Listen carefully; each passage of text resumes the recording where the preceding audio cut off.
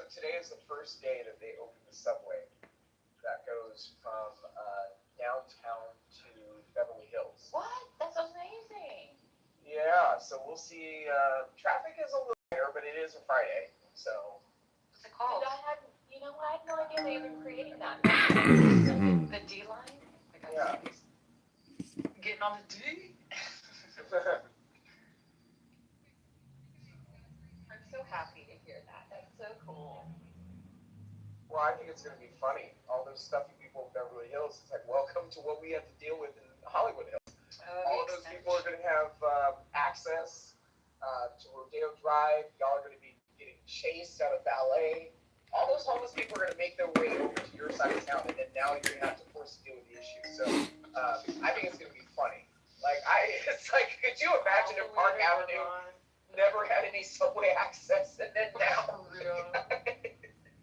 Beverly's going to be pissed. Yep, you're going to be getting people going through your trash cans in the Beverly Hills flats. Easily accessible now. Look at that. Yep. It's a nice subway station, though. It's all you people with showers outside your pools. That must suck, though, to be California and find a homeless person in your pool. You'll be coming home, some freaking homeless person's showering and washing her twat in your pool shower. Welcome to our reality. Goodness. I can't wait.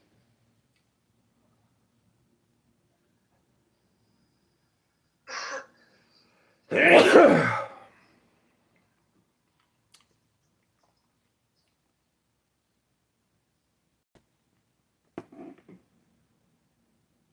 yeah, no, it's fun to be here. I held on a very positive attitude. I'm not leaving.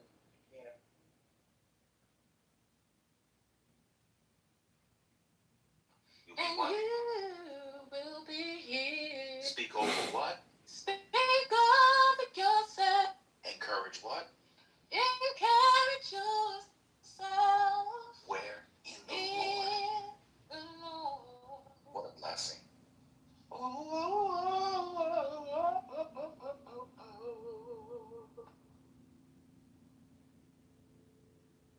I'm about to throw the Bible. Who was that? Who was that? Don't throw the Bible.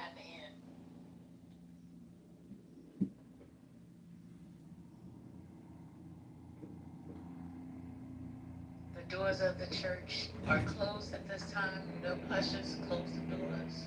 No movement, no movement, no movement. No movement. Have a seat. Have a seat. Y'all ready for tithes and offering? Please get your seed in your hand. Amen. I'm gonna bless this seed. I'm sorry. Hey, what did you say? Get what in your hand? Get the seed. Prepare the seed. I recommend if you get the seed in your hand, you go right to the sink. You don't want it to get all over the room. So if you ever have seed in your hand, just you want to wipe that off because it begins to smell over time. Just get rid of the seed right away. That's Really? Yeah, you don't want seed in your hand. Yeah. Well, you gotta harvest it. Oh my God! I just caught that. Jesus Christ! Seed for some of Oh Lord, us is we're too old to have more kids. So a lot of time you harvest the seed in an egg and a harvest, and then the fruit is a niglet. I'm post niglets. Oh, Jesus Christ. Well, Jesus never did that. Although there's a lost book of the Bible that suggests that Jesus may have in fact had Just children. chill, sis. because when I say something, it's you know what? You male-centered, upholding patriarchy people is fine. It's fine. Okay, let's just stay on the river. Yeah. Let's not go Y'all are. Sure, who would like to speak? No, go ahead. No, Just asked to speak. Go ahead, Just. Okay, I'm sorry. No, ladies first. He's giving it to you, Brooklyn. He's giving it to you. Go ahead, take it. I just wanted to say when y'all was doing the praise session of this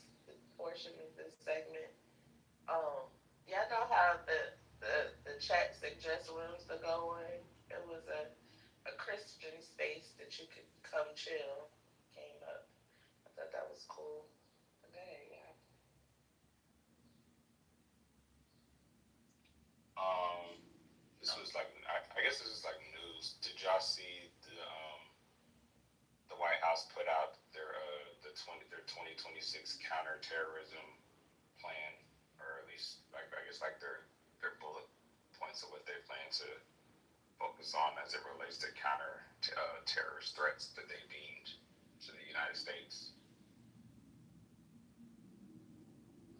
No, No, I'm too busy looking. you wanna at share? the alien files. Yeah, sure.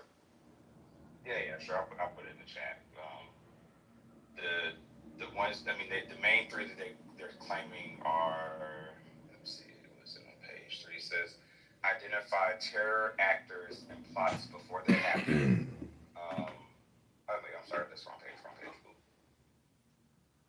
Narco-terrorists and transnational gangs, legacy Islamist terrorists, and then the funny one, violent left-wing extremists, including anarchists and anti-fascists. So those are the top 3 terroristic threats that the White House has deemed on their high priority list, and those are the ones they plan to focus on within the coming part of the administration. And I put the document in the chat. It's like a whole 16-page thing where it kind of like go over like what they identify as such. They're calling like the left-wing extremists the people who like killed Charlie Kirk, and it goes on to talk about like their some of their efforts, including like how they blew up like the drug cartels in the sea, and then the military operation they did in Africa, specifically in Nigeria with I think it was ISIS. But yeah, so just kind of going over all those things, and I thought it was interesting. But really, what stuck out to me was just the left-wing extremists and the anti-fascists, because I thought being anti-fascist was good in America, but I don't know.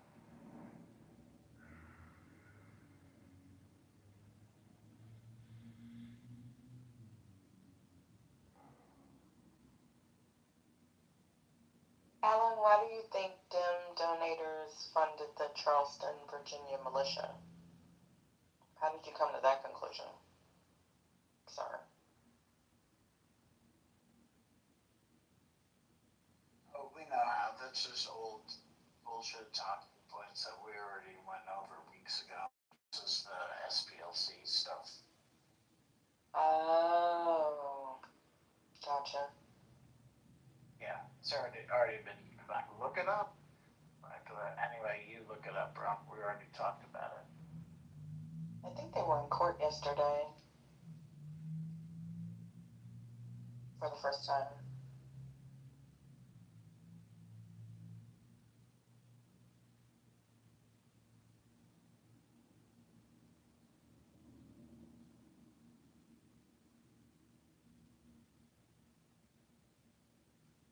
Did y'all talk about the White House releasing the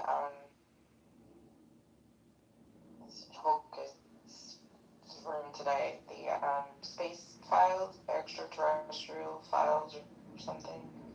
There's like a cute little moniker that they have for the. So it's a TLDR. What is TLDR? Oh. Too long didn't read. Oh, you don't know that? No, I'm over 50 years of age. No, I'm not reading it. It's just like they dump all those files. I put the link in the chat earlier. If anybody wants to look at it. Apparently, Trump said that they were gonna. They wanted more transparency about aliens and everything that the feds had on aliens, and then they're also gonna release the information about extraterrestrials. So it's every time I see something with war.gov, I just crack up. So I'll put it in the chat. It's war.gov.ufo. Pretty sure somebody will put it in chat GPT and So this is what Obama was talking about when he was on that, was he on Jimmy Kimmel or something recently, and he kind of said there's no little green men. And then I think, what's his name, the black guy, Neil, he kind of poo-pooed the whole thing, like there's nothing really that's going to come out of it, but there it is, if anybody wants to look at the UFO files that they're releasing.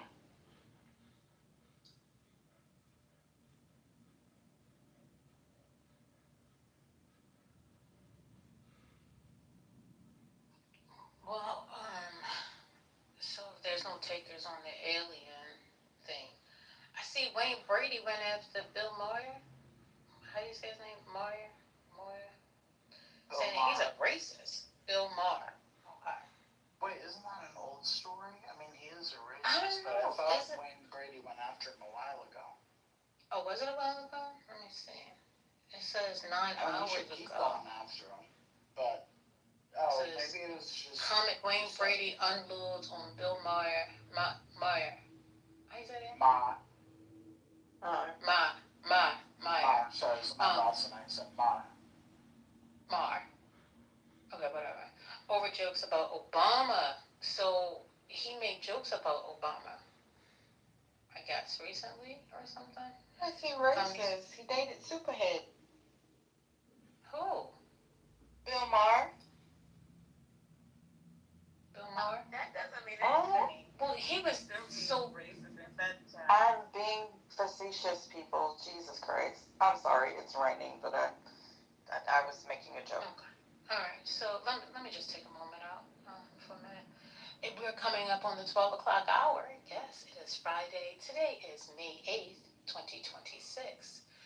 It is Mother's Day weekend. If you haven't already gone out and got your mothers, wives, sisters, cousins, nieces, whatever, flowers, then maybe you might want to do that. Think ahead.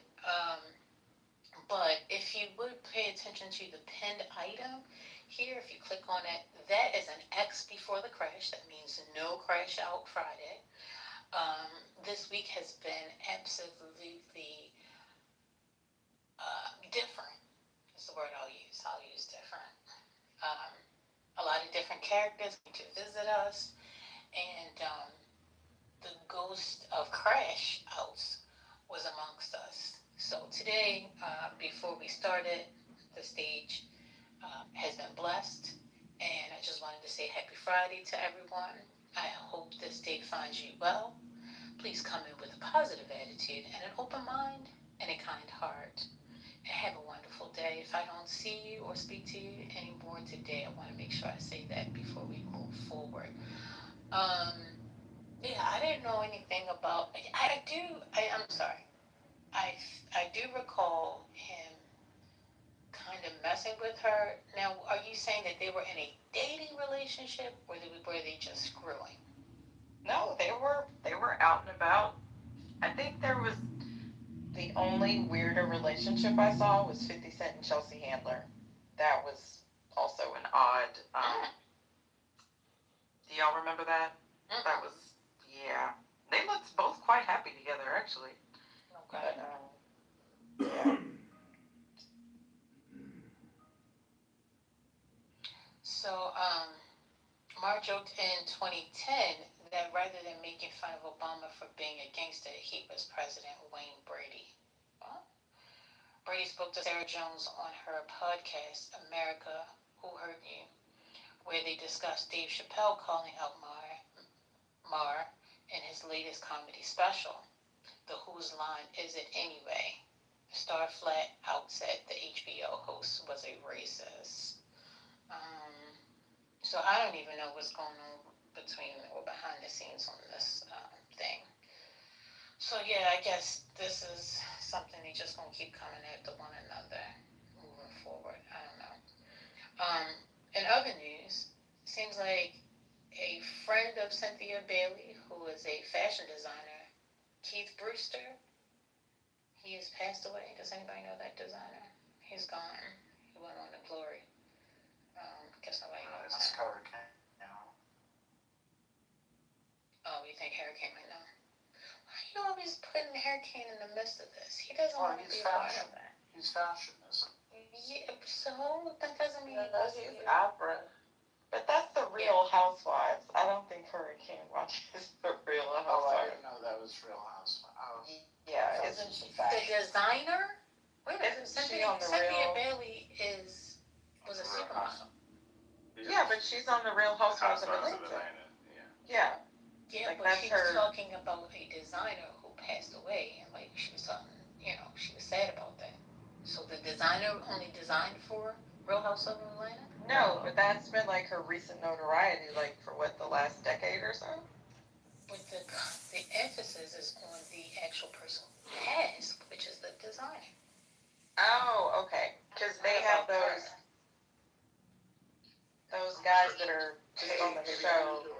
But Yo, maybe what's rustic. up, bro? What's his name again? President? What are you doing? Child, you would ask me that. Yeah. I'm assuming, you know, I would mess up a name. Yeah.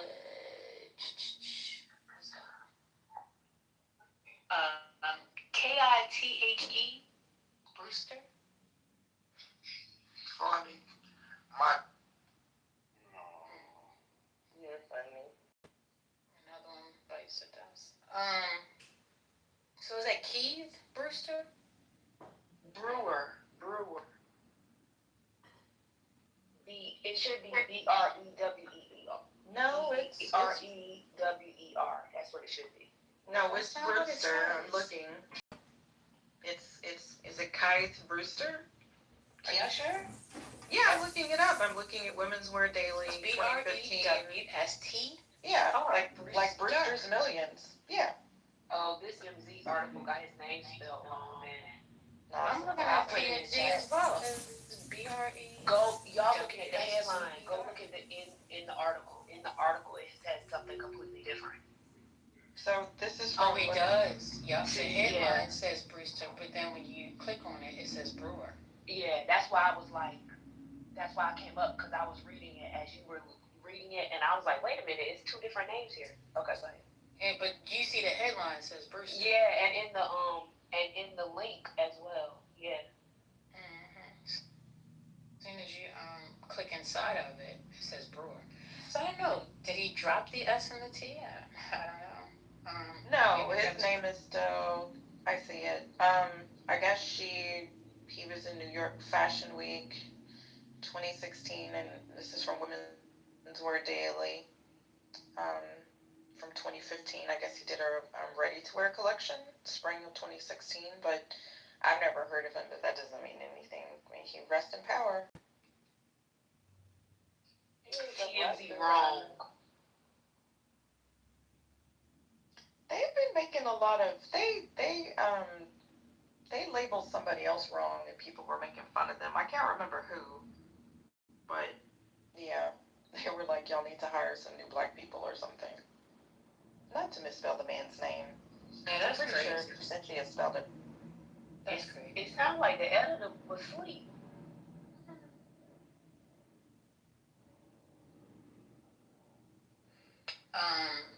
There was a show, I think Dana Bash, she spoke with Keisha Lance.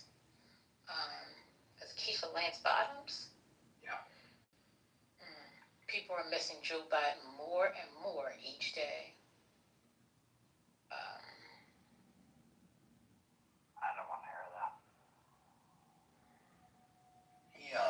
He endorsed her. She worked in his White House, and he endorsed her. She's running for governor, and will probably be the what's it called? Nominee for governor. Yeah. Governor in I Georgia. mean, not probably. I mean, almost certain. Yeah. Does she have a shot at winning? Yeah. Oh, good. I like her. I've never heard anybody from Atlanta say bad things about her.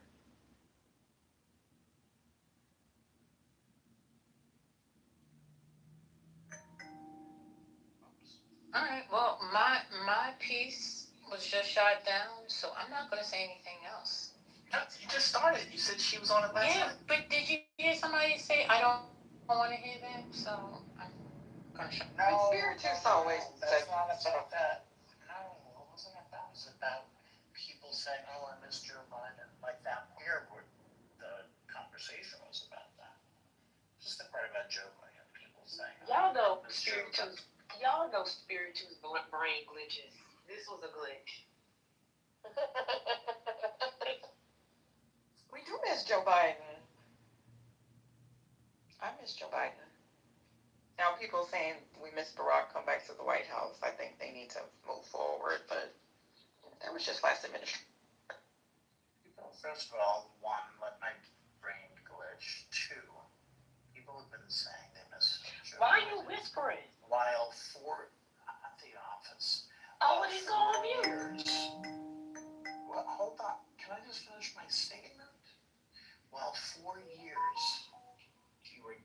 Joe Biden's case, and now they like, this is Democrats, this is Republicans, and that's all on me, you're done.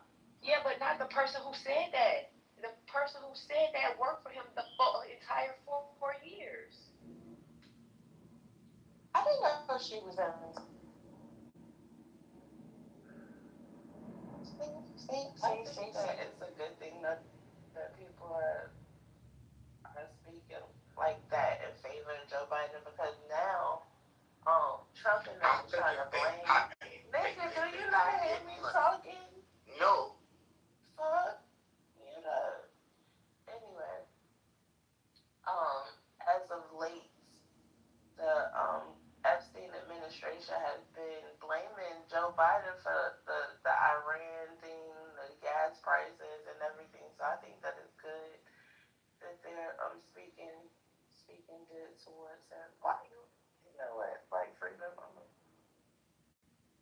I bet Tef is a mechanic and he smokes like cigars. Just saying. You sound like you say, now you know what's wrong right there now. What you call? I'm sorry. So I'm just putting out random things. I don't know if this is true or not, or if this is happening now, or just recently. It says Tennessee Democrats burn Confederate flag in dramatic walkout over redistricting. Is that right? Yeah. Can I ask you where that source was? Because I saw the video. It was literally like somebody printed on a Xerox piece of paper the Confederate flag and they burned it. When I tell you it wasn't a flag, it was the size of an 8.5 by 11. Okay? And they want to go on about like this flag that's planted on some racist lawn. That's not what happened. It was a little postage stamp that they burned at the Capitol, and then he stamped it out. But it did look pretty dramatic. Like the picture that I saw, and I think it was Justin Pearson, First Lady. I really like that young man. He is going to go very, very far. His name is Justin Jones. Justin Jones, I'm sorry. He is, I like him. I like his strength. I like his power. I like his defiance. So he basically stood there in the midst of all of that racism and hatred, and it was like a PDF, like he printed it and he lit his match and he just kind of stood up and like, this is what I think about this. And did y'all see the video of them? Well, it says, wait a minute, Tennessee State Representative Justin Jones burned a paper depicting the Confederate flag after a new redistricting map aimed at unseating the state's last Democratic representative. Yeah. Reformers talking about Representative Pearson, one with the afro, right? Oh, yeah, I didn't even catch that. Thank you, Black Struggle, because I was like, wait, maybe that is his name. Yeah. You were right. You were right. Oh, okay, yeah, Pearson. And of course, love, of course I like him. He's smart and he's black. You should try it. And of course, I love black men. That is correct. So yes, I love him, actually. I don't just like him. But did y'all see the, But wait a minute, that's changing the subject, because I don't know how you got on Pearson, because this guy's name is Justin Jones, and I was talking about the flag, but then Pearson. So who's Pearson again? Justin Pearson is... Yeah, he's the other Tennessee rep. Yeah, they're both Tennessee reps. I think that's why the confusion. Justin Jones is the. I don't know if he's black and Filipino, but he's the He was the current representative for Nashville, but he's been I think his seat's been drawn out. Yeah. And then Pearson's seat is the last one that just got drawn out. So they're the only two. Which one is the one that's running to primary Cohen? Nope. Which one is Oh, wait, my bad. Which one burned the flag? Because weren't they both there? Probably. Oh, I'm So not sure. Justin Jones, sorry if I'm echoing y'all. So Justin Jones is the one that burned the flag. Justin Pearson is the one that's trying to unseat Cohen. But that won't happen. Sorry, I'm echoing y'all. I'm coming to a huddle room. Okay, so here's like a quick version of what's happening, if you don't mind me sharing this, First Lady. I don't want to get us off track from the paper burning yesterday. But a number of the... It's okay, you don't have to apologize to me. Where's Slip? Where's the Slip?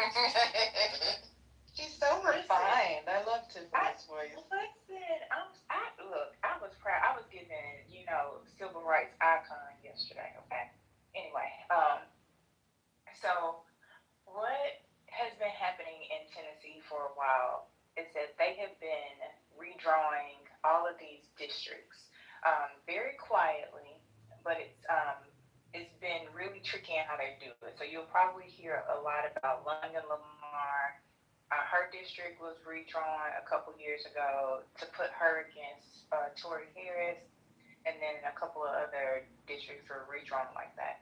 So with this whole piece of, I think some of the Dems knew they were going to attempt to redraw the maps, which is another reason that Justin Pearson was going to basically try to unseat Cohen, because of a number of things that happened here with XAI and all that. So, a lot of the talk has been around the fact that in Tennessee, the only blue dots in Tennessee that exist, if you go and look, are in Nashville and in Memphis. Memphis is the majority black city. So basically, they are trying to go back to some older rent districts, and would basically, it wouldn't erase the black vote. I just think it would essentially it would make us Republican forever. It would make it really difficult with the voter turnout for us to be able to ever go back to being a Democratic city. So, for example, we just had primaries, and only 18% of the vote came out for primaries. So knowing that we already have low voter turnout and how they're redrawing the maps, it would make us basically more power would go to the rural part of the district, which would make us a Republican district.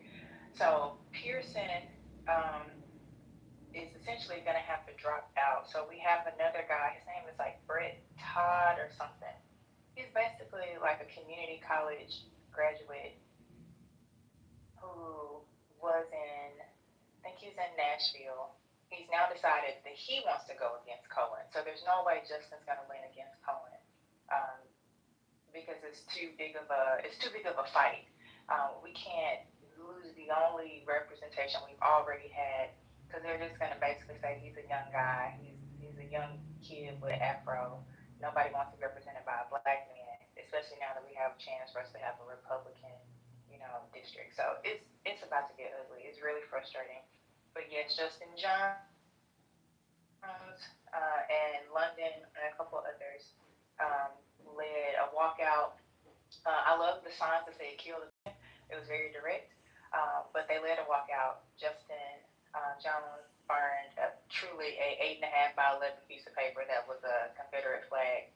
He probably could have gotten a real one because they're literally everywhere here. But I think he also didn't want to get arrested, because if you remember, the Justins were also kicked out. They were censured a year ago, 2 years ago. So it's a hot mess here in Tennessee, and people have said Memphis should leave the state, and I was like, I don't think that's gonna work. But that's a whole nother situation. But it's just been ugly and ridiculous here in the last couple of days. Tiffany, with the district where Memphis is, like, isn't that like being stretched out by like 300 miles? And like read something where like, I mean, you had said it's gonna be stretched out to like rural areas, but I heard like it's as large as like 300 miles inward the state. Is that accurate? So I still haven't. I keep just seeing like screenshots of the map. I haven't actually seen a map, so I'm trying to get my hands on an actual map so I can look at it. But so there's I can't think of the name of the county, but there's a very rural county, like literally the people that are missing teeth and don't even have a chance at life, we would be grouped in with them. But it is a really wide district from what I've been told. So I don't know. It doesn't make sense. And then it would even split in some neighborhoods. From what I was told, it would split some neighborhoods right down the middle. Like literally one side of the street would be in one district and another would be in the other.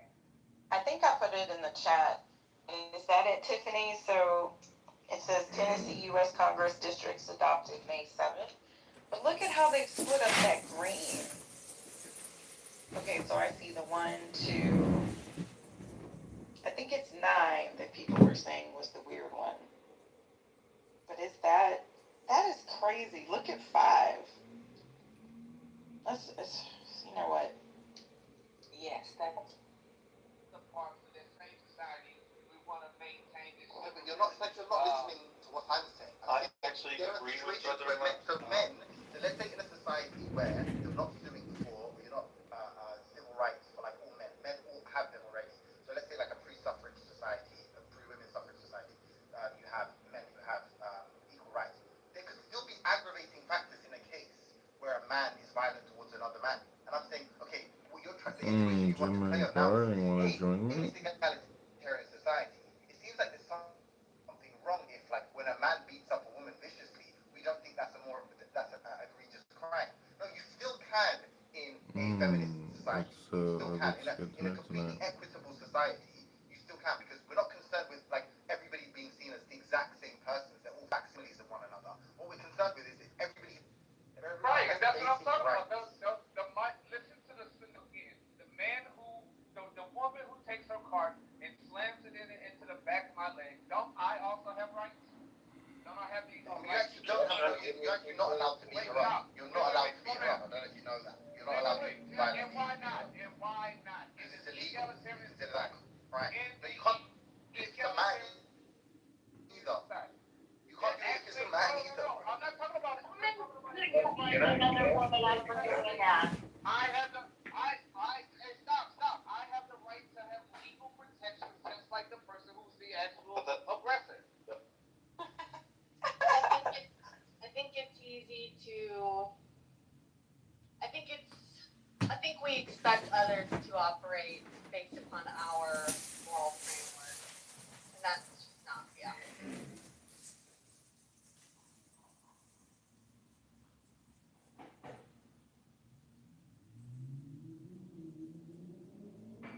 Yeah, I think that's true. I think it kind of goes both ways. Where I think people who have an inclination to sort of be immoral tend to project that onto other people. Yep.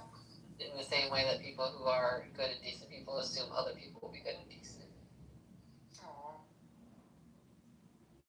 Well, and you just never know what that person's going through. They could be dealing with some depression that's causing them to get fat, lack motivation, or maybe that's what, who knows what's the chicken before the egg with that. But everybody's got their own story they're going through. You just never know. I'm not saying we shouldn't have ideal, this is the ideal scenario. I just think we have a tendency to, if you walk around expecting others to adhere to your moral framework, you will be disappointed. And you will get an attitude about you that is not humble.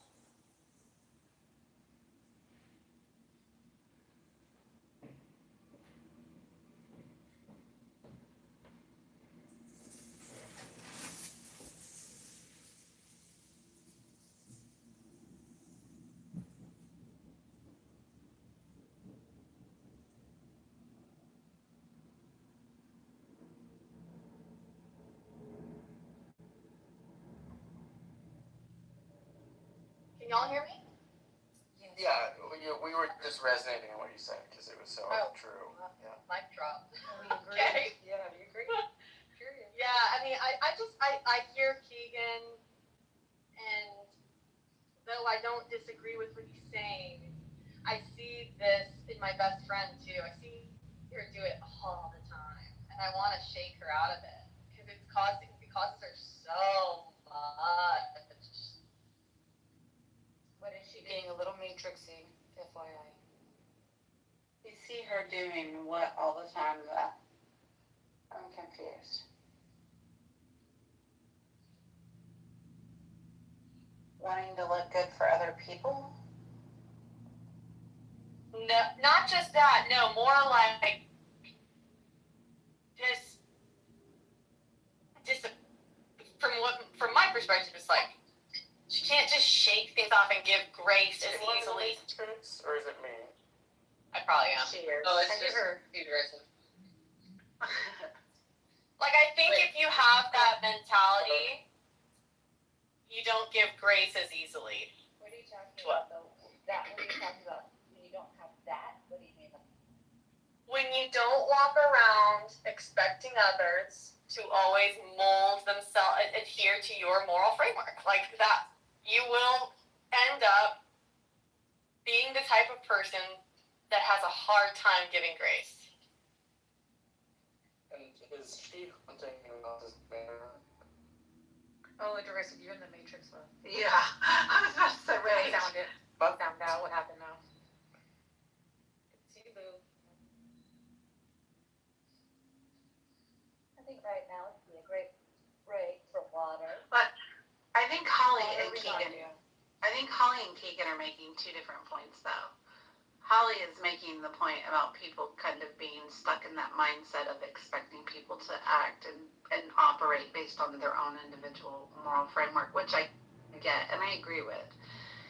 Keegan's point was that it's important that you stay desirable to everybody in the event that your marriage doesn't work out or you're widowed. And I just think it's silly to live in a framework where you feel like you have to maintain being desirable to everybody. I think you should maintain being desirable for your partner. I think you should maintain yourself for your health. I don't think it has anything to do with everybody else around you. I mean, devil's advocate, if you think that your wife has a similar sense of desire to the general population, then I guess you could make a claim that by staying desirable to the general population, you're staying desirable to your wife. But I don't understand why you wouldn't just like fast track that and figure out what your wife finds desirable specifically. I do agree with what Keegan's saying there. I'm sorry, I should have been more clear. I like you, Keegan. I like Keegan a lot. I was simply making an observation that I do hear you, and I feel, I guess I'm making the point that I know you're still young too, and I just hear people doing this, and I just set yourself up for a lot of stress. Walking around thinking people shouldn't do certain things. It's too much.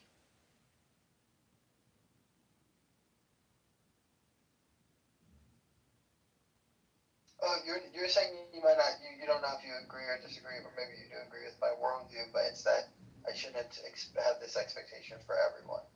Yes, that's exactly it. Yes, that's exactly. Listen, I do think I run into the idea that idealistic, that my worldview is the best worldview, which maybe is a young thing, maybe it's my ideology, but I understand. But I also, it kind of stems to we had a discussion in Chillism about Karens, and I said I actually think Karens are a good thing. Like, I think most Karens are good for society, right? They're trying to keep order, right? And our society has become more and more chaotic. We've lost more and more public decorum for each other.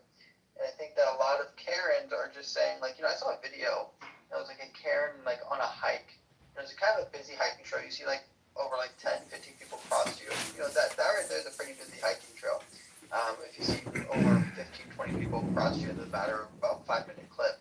And this group of, like, I think it was like 3 people are hiking, they're playing loud music. And she's like, hey, I don't want to listen to your guys' music. Do you guys mind turning down your music? And they were like, oh, what are you, a Karen? She got like, and she's like, oh, don't do that to me. Like, come on. And they got like a little argument. And they just end up turning up their music and walking away from her and being like, what a Karen.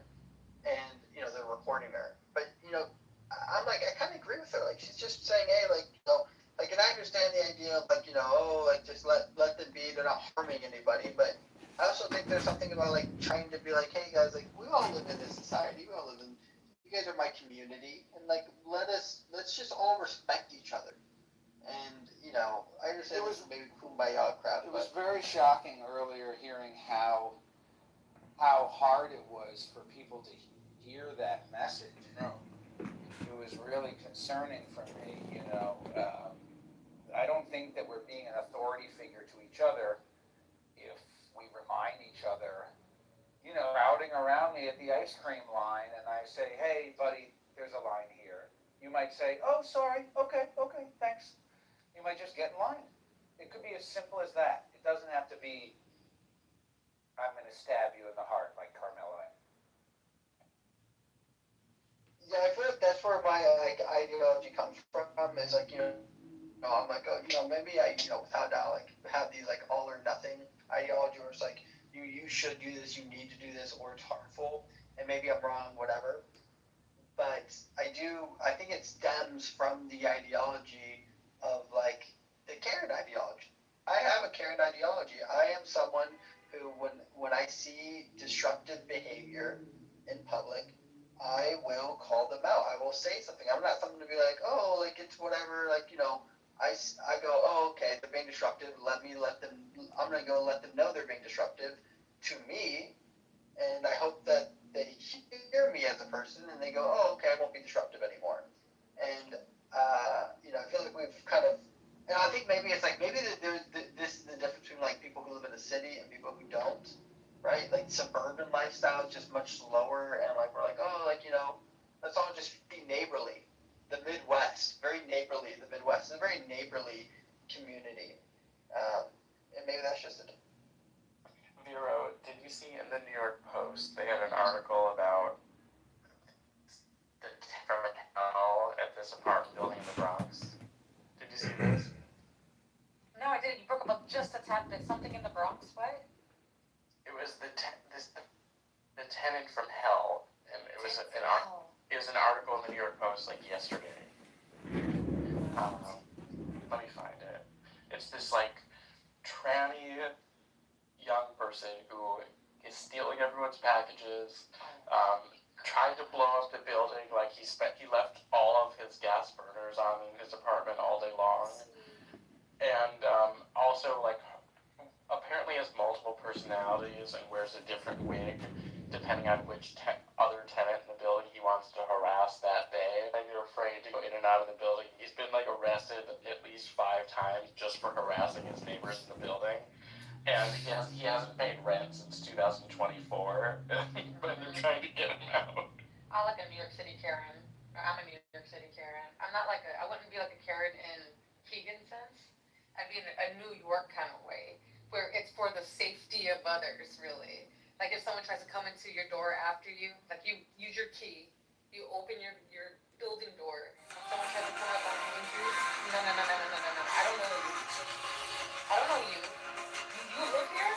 Oh, you Karen? Yeah, my Karen looks good on it. You live here? What? You have a pipe just going, someone staff, freaking shit, going on my rooftop, you crack up there.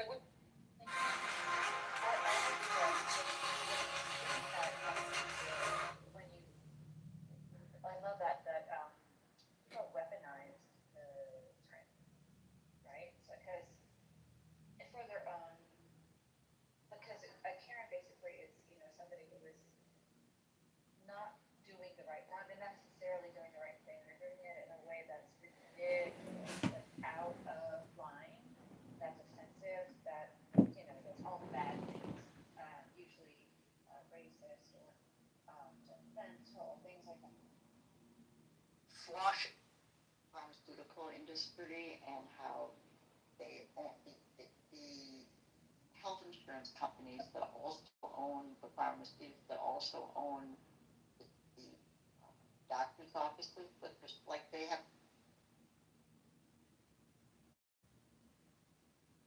Faye, they've just gone nuts. I don't agree with that, but you can understand the concept, the level of conviction these people had to do this, to see the dead as cake, to see cake as shit, to see shit as strawberry, and to see that all in one and find that as enticing as Adam was enticed by the fruit. That's pretty powerful. Not for nothing, but when my boss leaves, I don't want to be here anymore. Like, as soon as he leaves, I leave. Like, there's no reason for me to still be here if my boss left for the weekend. Like, why the fuck would I still? I'm leaving. Like, every minute I'm here after he's gone, I'm like, leave.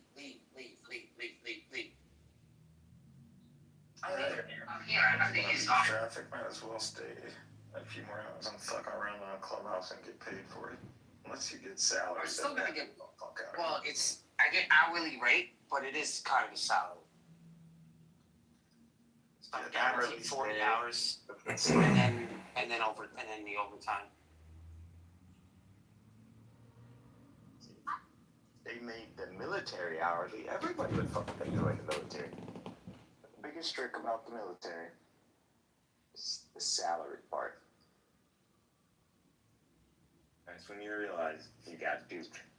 What are you talking about? The salary part is the best part. These guys retire getting like fucking 15 grand a month. What are you talking about? Oh, veterans? Yeah. I mean, the high ranked ones. 20 fucking years. Yeah, exactly. Yeah. If they would have worked those hours in a private sector, they would be fucking millionaires. I'm Lamar. You can. In the military, by the time you're coming out, you can. But I promise you, you would have made double, triple that. They enslave you, bro. Military slavery. That's okay. Come work for me. I'll fucking slave your ass too. That's why I call you a soldier. No, I know your life. I know how it is. I put on a fucking uniform and drag my ass out. I understand, bro. No, I mean, in the beginning, I'm gonna tell you, like, oh, we're boys, but I'm still your boss. Dude, I'm totally about change. It kicks in. It's natural to me. I don't see that. You have a higher rank. That's it. The thing is, right? This is the thing, and I want to tell this to you guys hire us, bro. To what's his name again? Al Lester. What's his name? John. Alice Crowley. Crowley. Yeah, I'm here. Crowley, let me tell you something. I'm here. You know what the most difficult position to play is? Is to know when to play the number 2 out. It is so important. To play the number 2 out? No, the number 2. Like, so for example, when somebody comes in and he outranks you, you have to instantly put yourself in number 2 mode. And I'm being dead serious, bro. Because I know. This is like a major thing that people don't get. And if you know how to play the number 2 guy, it strengthens your number 1 guy. Like, it strengthens you as the number 1 guy. I don't know how to explain it. It's just like, you have to know how to play your position well. Number 1 to be given the vibe of number 1. But if you're always and I don't like being the number 1. The most peaceful guy is the guy running his kind of style. Nobody wants to be the number 1. Number 1 guy is the guy who can, when it all hits, something shit happens, it's on him. He's your fall guy, and he's the guy who's expected to Superman at a moment. So if they fail at that, then they're not going to be the number 1 guy anymore. This is going to fall down to the second. You want to know something? You want to know something I learned? It's they know who to execute at the right time. Yeah. They have that eye. Yeah. Are you talking about concrete, Megatron? No, I don't know what concrete you're talking about. What, like physical concrete? Like yeah, like concrete work, not the guy, no. Like working on concrete. No, I'm not talking about that. Oh. No, he's talking about relationships. When somebody's there and he outranks you, you have to know how to play your position well. This way, you work in unison. You know what I mean? Yeah. Well, some people they can't handle that. They can't. No, they can't handle that. In the military. What's your name? In the military, you stand in a position. So if you're standing next to a superior officer, you stand at like the bottom left. So you actually position yourself in a place of respect, and it's in the protocol. So you are basically like geolocated to show your inferiority, and it's just That's the thing about rank and hierarchy. Hierarchy is like in America, we definitely have a caste system or like a 4 slot system, meaning that like we have military, law, political, and medical, or even banking. So it's like 5 slots. But uh, I put some poetry about Ezekiel's spaceship. I used grok. I hope you enjoy it. Hope you have a great weekend. And I agree with you. When my boss is on a hammock drinking an iced tea while I'm in a cubicle and I'm very upset about that and he's laughing and having a good old time. Well, you're so far from number 2. If you're in the cubicle, you're not even number 2, bro. So just don't even bring it up. Just let it. It's a wash, bro. Yeah, that should be your dream. Yeah. A dream? You don't even. You should be getting your boss a fucking drink. That's what you should. You should be like, man, hook me up, like, idiot. Should be getting a fucking drink. You gotta be. Honestly, if you're not trying to steal number 1, are you? Bro, you're in the circle, John. You're in the circle. You got to get to the center of the circle, and you're already there as a subordinate.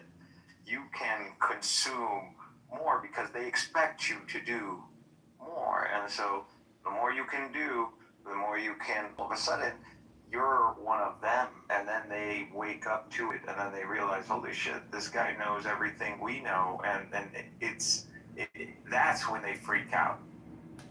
No, I mean, my thing has always been they catch on to me by the time I'm like close to number 2, and that's when they realize this guy has ambition. He doesn't want to just be a subordinate. He wants to be number 1. So if I was to go work for Barth, everything he's doing now, a year, and I would give him number 2, and he would chill, his balls would be spread, he'd be like, man, I'd never relaxed like this before. And then all of a sudden, I am Barth. And then Barth is like, never really enjoyed being lobotomized as number 2. It's been a while. You're losing me here. People there is that mental capacity, and then there's the physical capacity. And sometimes just being an ass or like an ox or something, that can be like relaxing, man. Like when you don't have to think about the operation or all that, and you can just trust someone who has the energy feel to do it, you end up relaxing. Some people do that if they're content. If they're not content and it's always been about the hierarchy, that's when they expose themselves. Let me educate Mr. Crowley here really quick before we lose the thread. So, Mr. Crowley, we go over one Quran verse every single day, and then we learn from the Ummah about the Quran. So today's lesson is 379. Can you read that for us one more time? Because we're gonna get this in our minds this way. We kind of understand what it's saying. We understand that it's unifying. We don't listen to the Salafi boys. They're uneducated. We educate ourselves. Is this a surah? Is this a surah? This is a verse. Okay, where is a chapter? An ayat is a verse.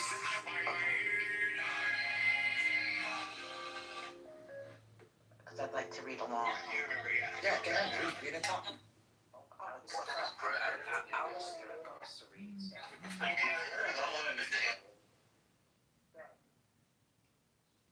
Yeah, what do you want to be?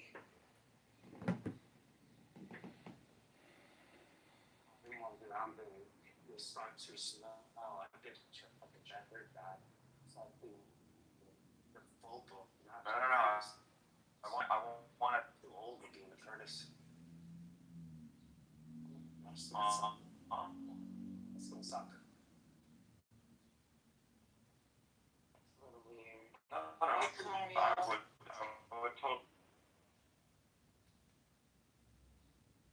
I had a one-on-one situation where you get the physical therapist and create a relationship with them, and they know your story, and they sit there one-on-one with you, basically.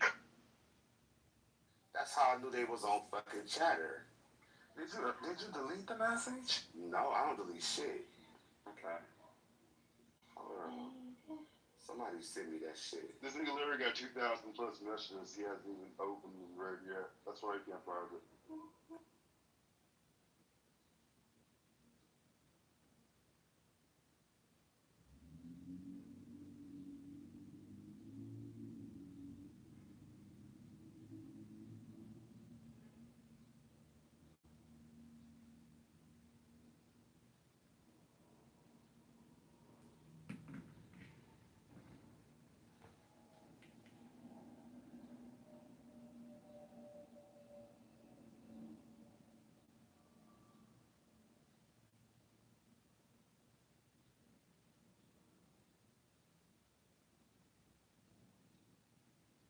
Here are 3 things to consider before applying for your next credit card. Number 1, your lifestyle. Do you fly a lot? Spend a lot at restaurants? Mother.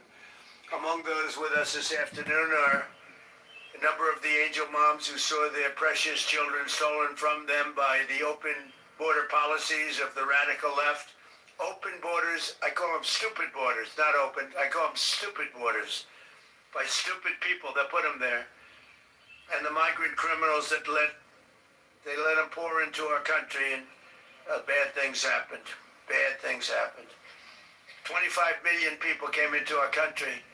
Many of them were criminals. Many of them were murderers. They allowed them in with their open border policy of stupidity.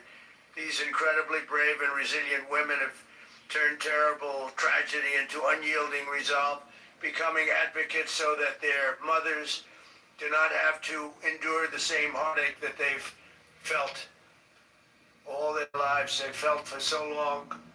They've raised the most beautiful child, and it's taken, and they've spent so many years. In many cases, I see some of you I've known you for years, and others are unfortunately new members of that club. And I say unfortunately, it's a sad thing. Should have never happened. Should have never happened. In their honor, we've rapidly turned the worst and most dangerous border in the history of our country into the strongest border in American history. We have no people come in during the last 11 months. We had zero. Nobody even tries to come up. You know, you used to read about the thousands of people that would pour in, and they just come up in caravans. I think it was my name. I came up with it. It looked like a caravan. 25, 30,000 people pouring up. They walk through Mexico. They come from all different locations, come from all over the world, actually. But they came in through our southern border, and they'd come up and just let them walk in. They'd walk in. Nobody had any idea who they were. They were murderers. 11,888 murderers. They were allowed to come into our country. We've gotten a lot of them out. Many of them murdered more than one person. What a shame. What a disgusting shame. That people can even think that this is okay is pretty incredible. But for the past 12 months, we've had this been our number. These numbers are done by people that the numbers when I say zero, I actually mean zero. It's hard to believe, actually. But they're done by people that they tend to be somewhat on the left. So they're not going to give us a fair shake. And they say that, people don't come anymore because they know they're not going to get through. So when they know they're not going to get through, they just don't come. And just on that, we save a lot of lives, because that journey up from Honduras and El Salvador and lots of other countries, or from the Congo, where they drop them there and they walk up and they come through our country. They emptied the prisons of the Congo into the area of the southern border, and then told them to just walk in because stupid Americans are going to accept you beautifully. And these were hard, mean, vicious criminals they allowed into our country. How anybody can vote for these people is hard to believe, okay? It's hard to believe. But to a friend of mine, Marianne Mendoza, Marianne, where is Marianne? Where are you, Marianne? I got to know you right from the beginning, right? And I won't ask her that, but I would often ask, is it easier with time? Because time has gone by. Marianne, no, it's not. Sadly, it's not. You always hear it with time, but a lot of people say it's not easier. But you're a special woman. I've gotten to be a friend of yours. You're a special woman. What you have to go through is disgraceful. Tammy Nobles. Tammy, are you here? Tammy Nobles. Right. Does time help, Tammy? No. No. It used to be, time heals all wounds, right? But it doesn't. When you love somebody that much, it doesn't help like it should. Tammy Nobles. Jacqueline Medina. A great person. Where's Jacqueline? Jacqueline, where are you? Thank you, darling. Thank you. And so many others, I don't want to thank you for coming, and I don't think you've been treated properly. It's hard to believe, but the angel moms have not been treated properly, but this president treats you properly. I can't speak for others, but this one treats you properly. And we love you all, and all I can say is our hearts are out to you Mother's Day, and you have a good Mother's Day. Go and have a good Mother's Day. In securing our border, we've also made tremendous strides in stopping the flow of illegal drugs into our country. The flood of deadly fentanyl across our border is down by 59%, and the drugs coming in by sea are down by 97%. 97%. And we're trying to figure out who the 3% are, because they are the bravest people on earth. You see how we stop them by sea. For years they'd go and catch the boat, bring it to court, they'd go in, they'd go out. By the time of the evening, they'd be back on another boat, bringing drugs in. So we gave them warning, and we don't do that anymore. We do it much more efficiently. But down by sea, a lot of them came in, about 50%. It's down 97. Now we've started a very strong. The sea was more difficult, and now we've started land, and you'll see it coming down. It's come down a lot, but you'll see it coming down. They come through Mexico for the most part. We have a problem because the cartels rule Mexico, and nobody else. The cartel, they just rule it, and we lose 200,000 people a year through this poison that pours into our country. So we have the sea done, meaning the ocean, the waterways, pretty much done 97%, and we're going to have the land done very soon. I want to thank the brave moms fighting the epidemic of drug addiction, and this afternoon, including Ann Funder. Ann, you're here someplace? Ann Funder does a great job. Wow, good. That's a great job you do, Ann. Stephanie Rowe. Stephanie, thank you. Thank you, Stephanie. Thank you. Behind the cameras there, Stephanie. Thank you very much. And a friend of mine, Jackie Siegel, who's a great mom, great mother. Thank you, Jackie. I've known her for a long time. She looks better now than she did 20 years ago, right? Behind the camera. Thank you very much, Jackie. Last summer, it was my great honor to sign the Halt Fentanyl Act into law, and we'll never give up on that mission for ending the drug epidemic in America. We've come a long way, though. We've stopped massive amounts of drugs from coming in. This afternoon, we're also joined by some of the most extraordinary mothers our nation has ever produced, our cherished Gold Star moms. These are Gold Star moms. These mothers raised up children so selfless and so devoted that they volunteered to wear the uniform of our nation and laid down their lives for all of us. One of those mothers is Janice Chance. Janice, where's Janice?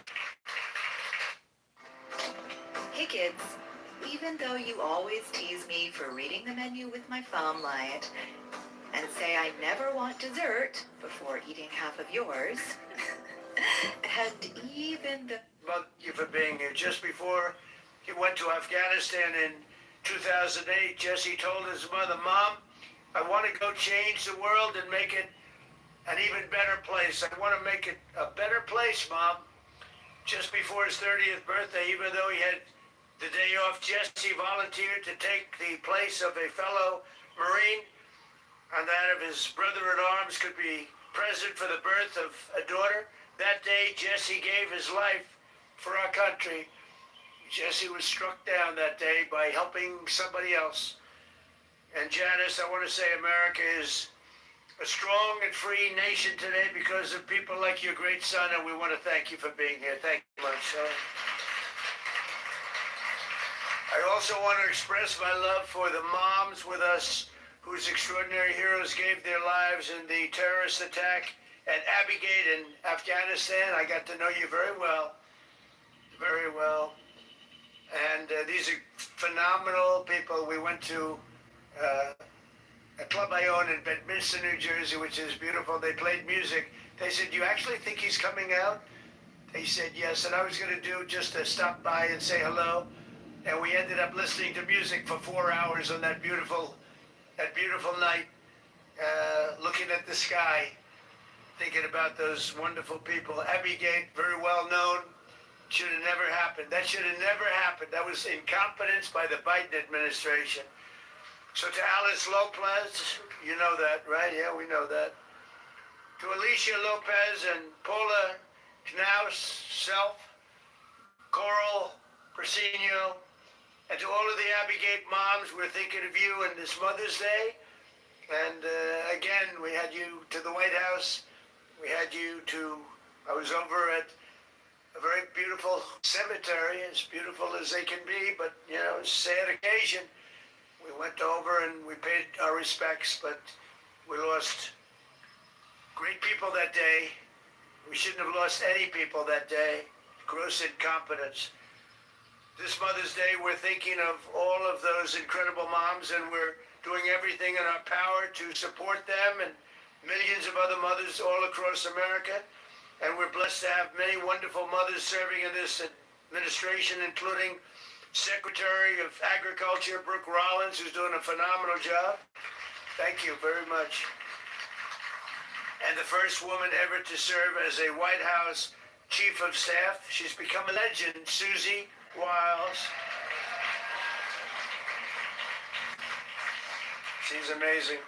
To help American families and mothers, we passed a great, big, beautiful bill, the largest tax cuts in American history. We expanded the child tax credit to $2,200 from a much lower number per child, and delivered the largest expansion of school choice in American history. We have school choice all over now. We had virtually none. Everybody loves school choice. With accounts, we have a very special thing, the Trump accounts, where we're helping families to set aside tax advantage savings for their children's future, and we are giving every American newborn child $1,000 automatically to invest and to grow over the course of their lives. And I want to thank the Dell family. It's a great family. He is amazing. She is amazing. They've done such a job on that. They put up a lot of money too. Put up $6,250,000,000. That's somebody. And he started making computers on his bed in college and selling them because they were better than other computers. And I said, "How did you do that?" He said, "Well, I did it and I just never stopped. It just kept going." So go out and buy a Dell. They're great. We're also working to make it easier than ever before to start a family by lowering the price of IVF, cutting regulatory battles and barriers, and fighting to bring down the cost of living so that more Americans can pursue the dream of, and it's a dream of living just a good life, maybe a great life.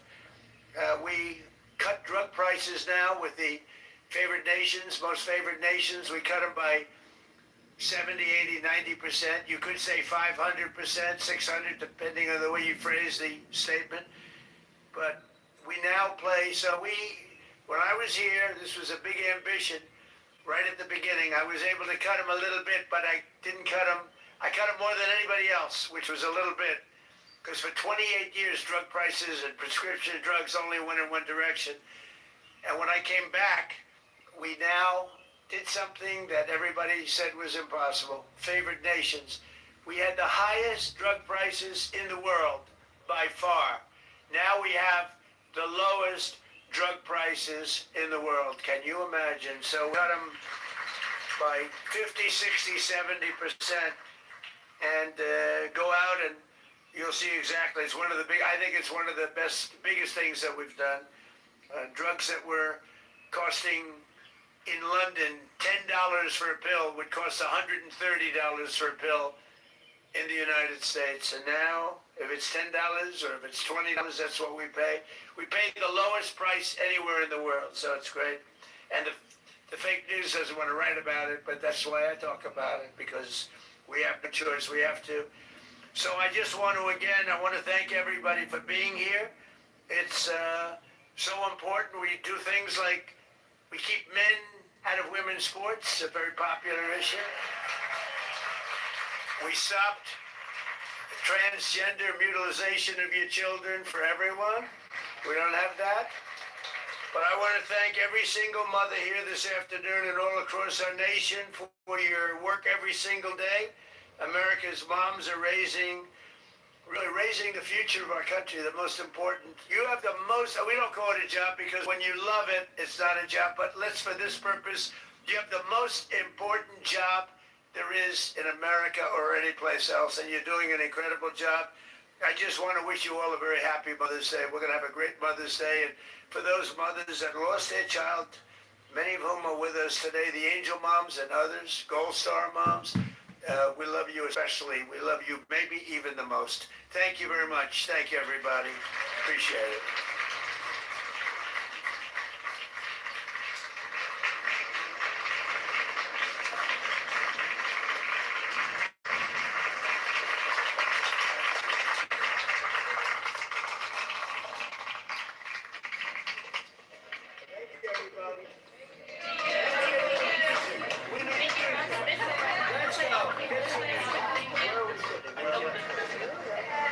This way, please, guys. Grab your stool. Guys, move. Move.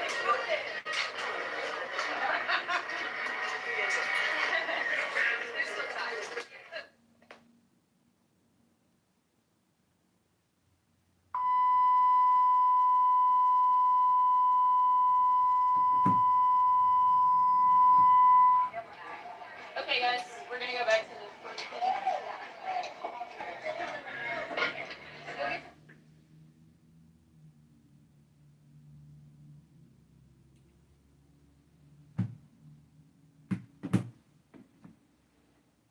All right, that was Trump speaking in the Rose Garden to the Gold Star moms, who we love the most.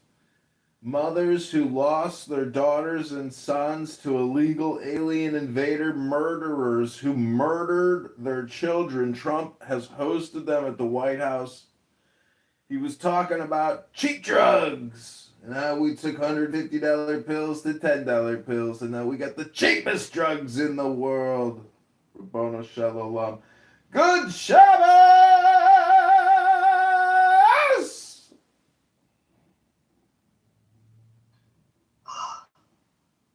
Okay, listen for a second. If you want to talk about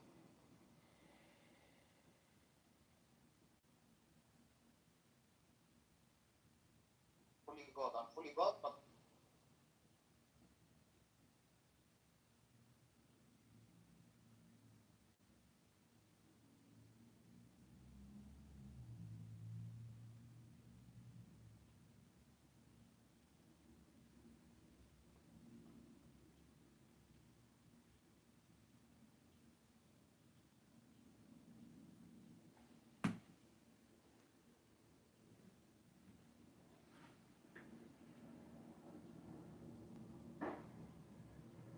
I see you're down by 96.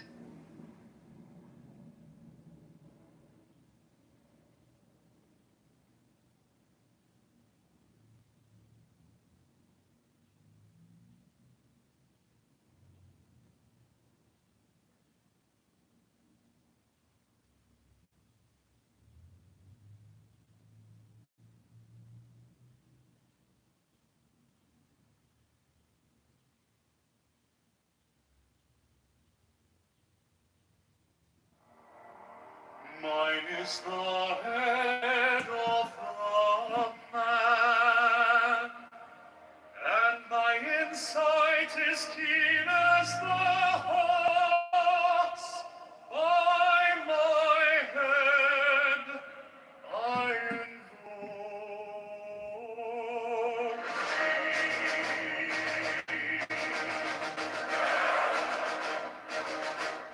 I am the only begotten child of my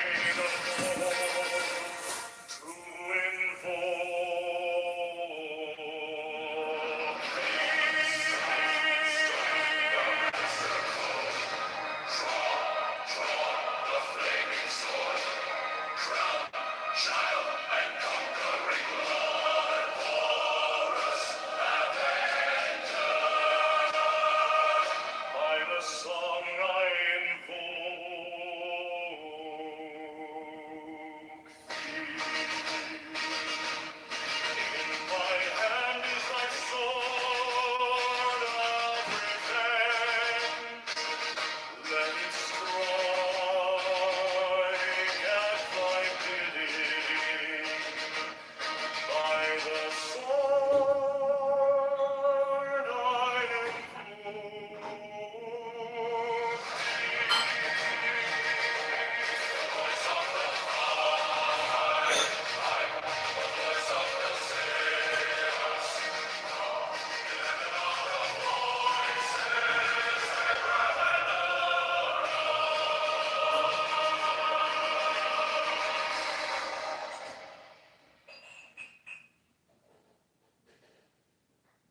Mine is the head of the man, and my inside is keen as the hawks. By my bed I invoke thee. I am the only begotten child of my father and mother. My father is dead. My mother bore me with labor and pain and fear. By my body I invoke thee.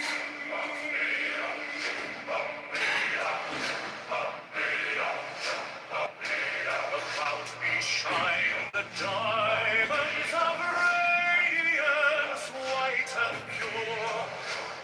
By their brightness I invoke thee.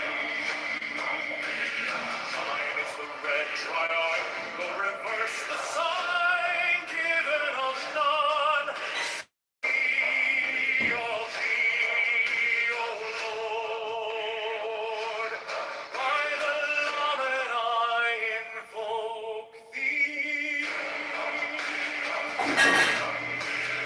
Mine is the garment of white, sewn with gold, the flashing of day that I wear. By my robe I invoke thee. Mine is the sign of a prophet and Typhoon. By the sign I invoke thee. Mine is the turban of white and gold, and mine the blue vigor of the intermediate. By my crown I invoke thee. My fingers tremble on the beat of her, so run I after thee in thy car of glory. By my fingers I invoke thee. I bear the wand of double power in the voice of the Master.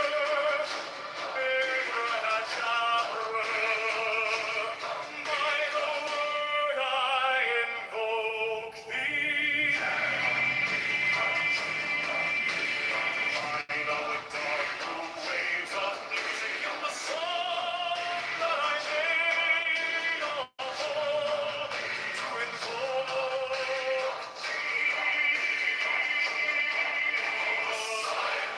Strike the master chord, draw the flaming sword, child and conquering Lord, Horus Avenger.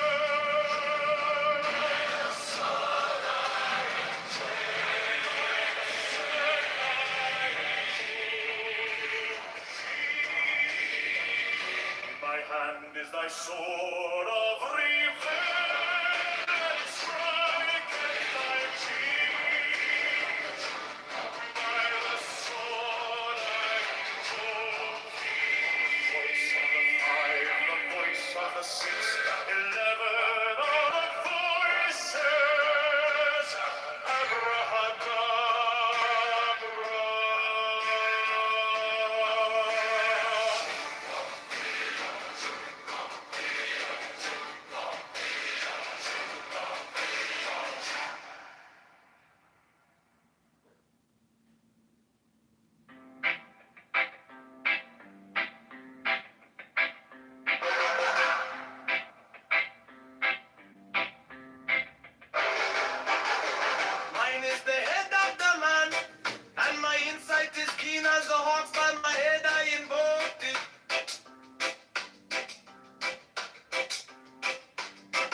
am the only begotten child of my father and mother. My father is dead. My mother bore me with labor and pain and fear. By my body I invoke thee.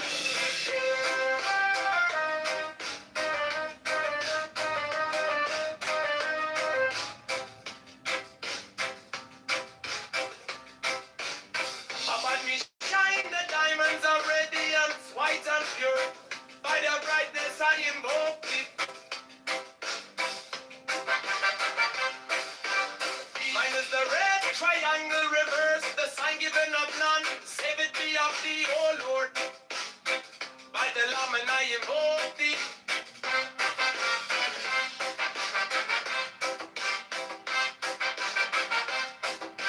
Free mine is the garment of white, sewn with gold. The flashing of eye that I wear by my robe I invoke thee. Mine is the sign of a prophet and typhon. By the sign I invoke thee. For mine is the turban of white and gold, and mine the blue figure of the intimate. By my crown I invoke thee. My fingers travel on the beats of earth, so run I after thee in thy car of glory. By my fingers I invoke thee. I hear the one of double power in the voice of the master. Abrahadabra, by the word I invoke thee. Be mine are the dark blue waves of music in the song that I made of old to invoke thee. Strike! Strike the master chord. Draw! Draw the flaming sword. Go! Child and conquering Lord.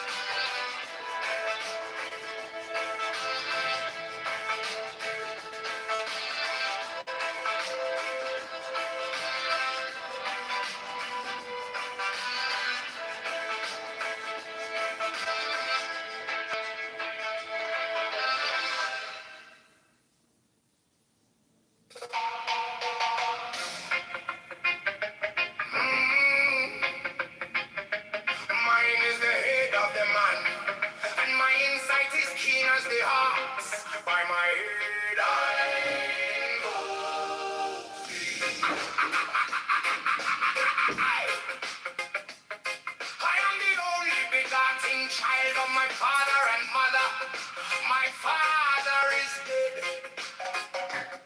My mother bore me with labor and pain and fear by my body. I know thee about me. Shine the diamonds of radiance, white and pure by the brightness. I know thee. Mine is the red triangle reverse, the sign given of none save it be of thee. Oh Lord, by the layman. I know thee. Mine is the garment of white, so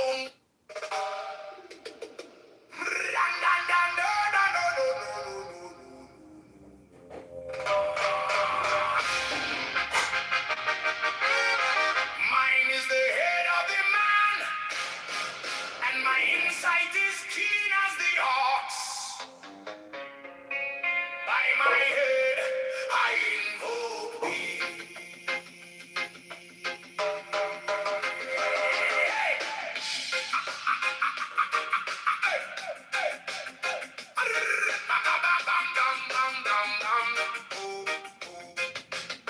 I am the only begotten child of my father and mother.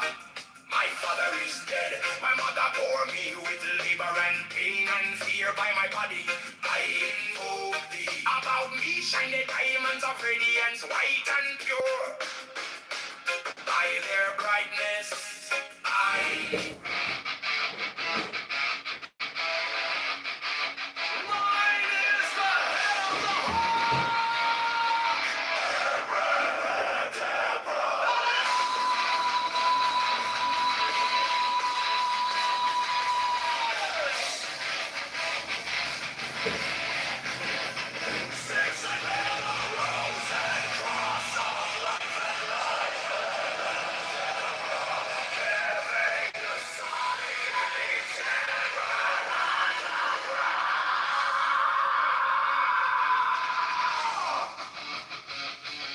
remaining in the sign. The invocation concludes.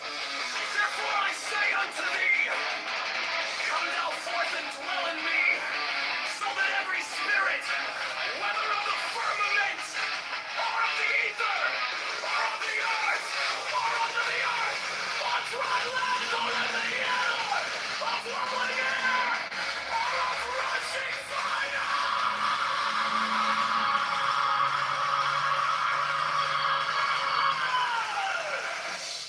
and every spell and scourge of God, the vast one might be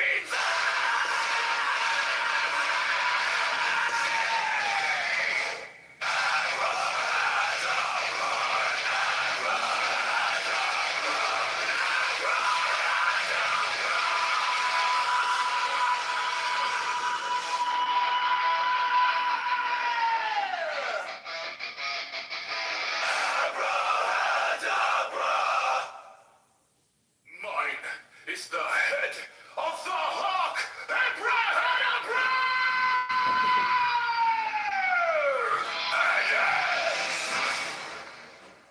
I bear the rose and cross of life and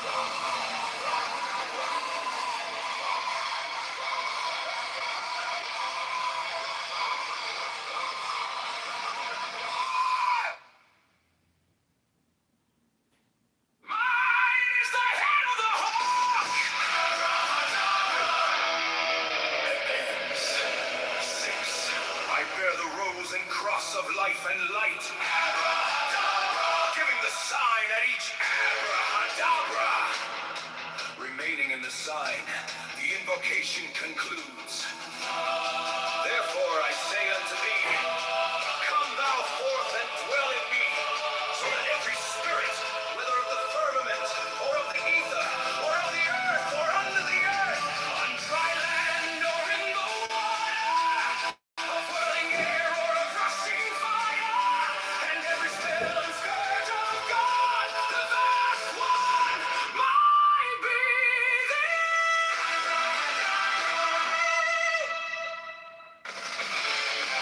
mine is the head of the hawk, abracadabra, and ends. 6. I bear the rose and cross of life and light, giving the sign at each abracadabra. Remaining in the sign, the invocation concludes. Therefore I say unto thee, come thou forth and dwell in me, so that every spirit, whether of the firmament, or of the ether, or of the earth, or under the earth, on dry land, or in the water, of whirling air, or of rushing fire, and every spell and scourge of God, the vast one, might be thee. Abrahadabra.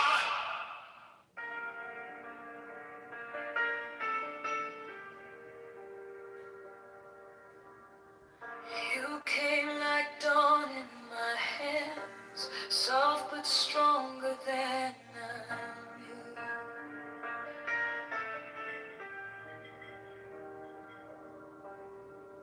My fear turned gold in your eyes, and my old night broke in two.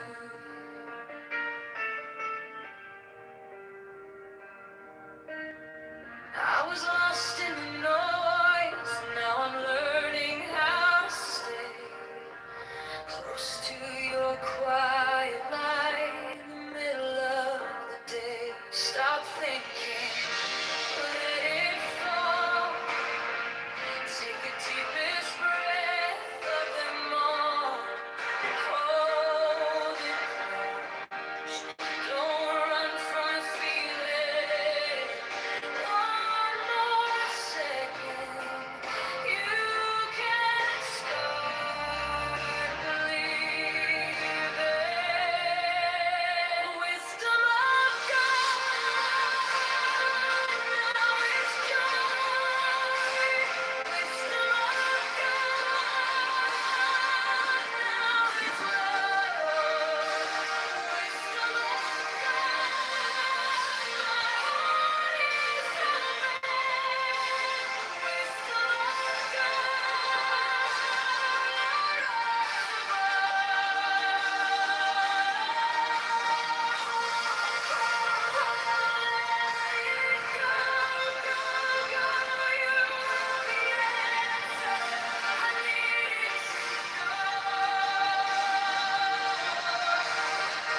your touch is a steady rain on the dust of who I was.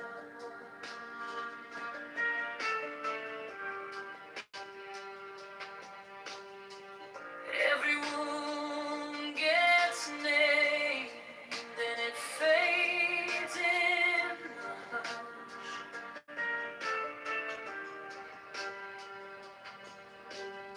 I don't need 1,000 signs when your name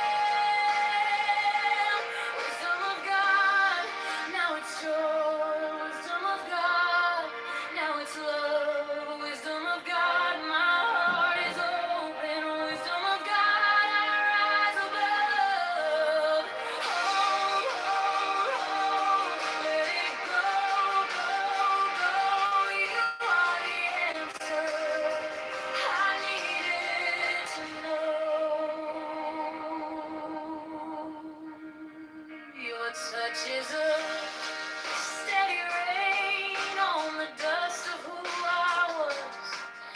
Every wound gets named, then it fades in a hush. I don't need 1,000 signs when your name is in my chest. One deep breath, one brave step, and the rest can be blessed. Stop thinking, let it fall. Take the deepest breath of them all. Hold it close, don't run from the feeling. One more second, you can start believing. Wisdom of God, now it's joy. Wisdom of God, now it's love. Wisdom of God, my heart is open. Wisdom of God, I rise above. Let it go, go, go. You are the answer I needed to know. If I tremble, stay near. If I break, pull me through. Teach my hands to release what I cannot hold with you. 10 not 9, 10 not 11. I breathe in your holy calm, and the storm in my head lays down like a palm. Wisdom of God, now it's joy. Wisdom of God, now it's love. Wisdom of God, my heart is open. Wisdom of God, I rise above. Hold, let it go, go, go. You are the answer I needed to know. Wisdom of God, now it's known. Wisdom of God, I'm yours alone.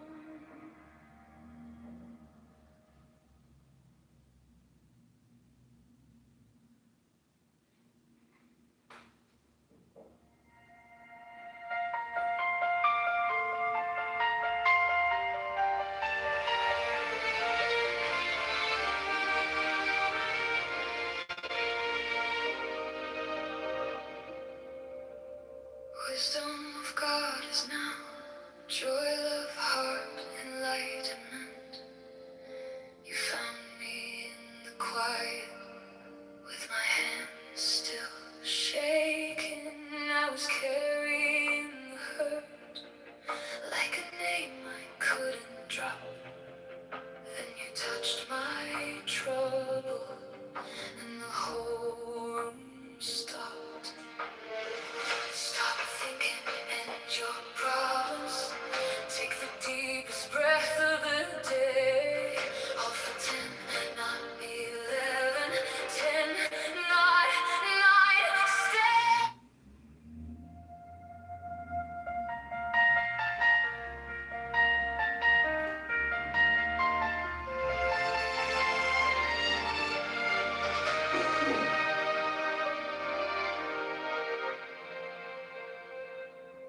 Wisdom of God is now joy, love, heart, enlightenment. You found me in the quiet with my hands still shaking. I was carrying the hurt like a name I couldn't drop. Then you touched my trouble and the whole room stopped. Stop thinking and your problems. Take the deepest breath of the day. Hold for 10, not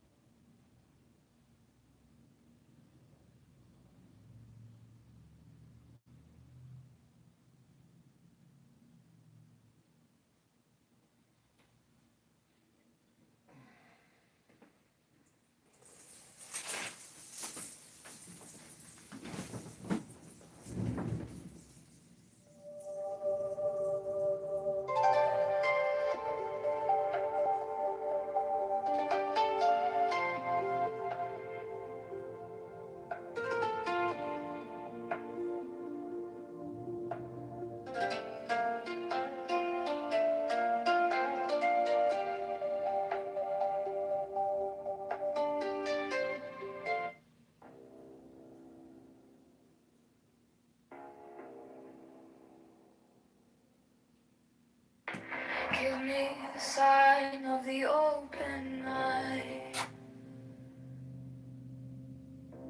a riddle of shadows where whispers lie. The thorny thigh, the maddening cry. Open, you pen, you pen. I am aware, the serpent shakes.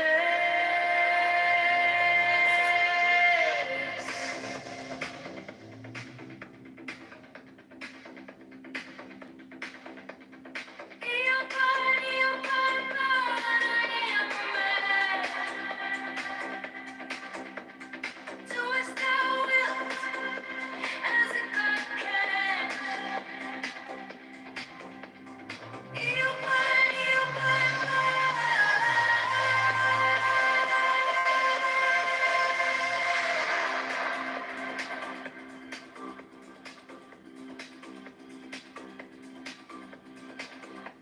The eagle strikes with his jagged claw.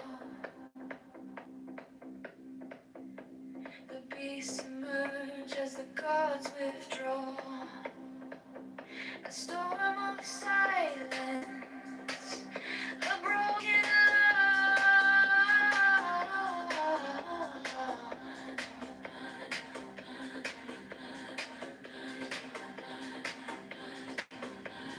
I am born to death, reborn on the high. I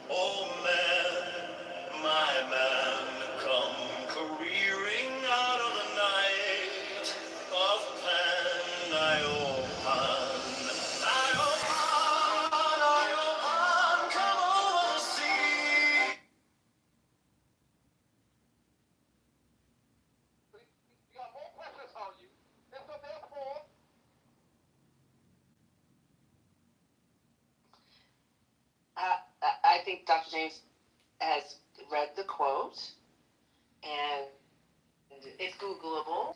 So I would invite you to take a look at the quote and then come back and feel free to jump into the conversation.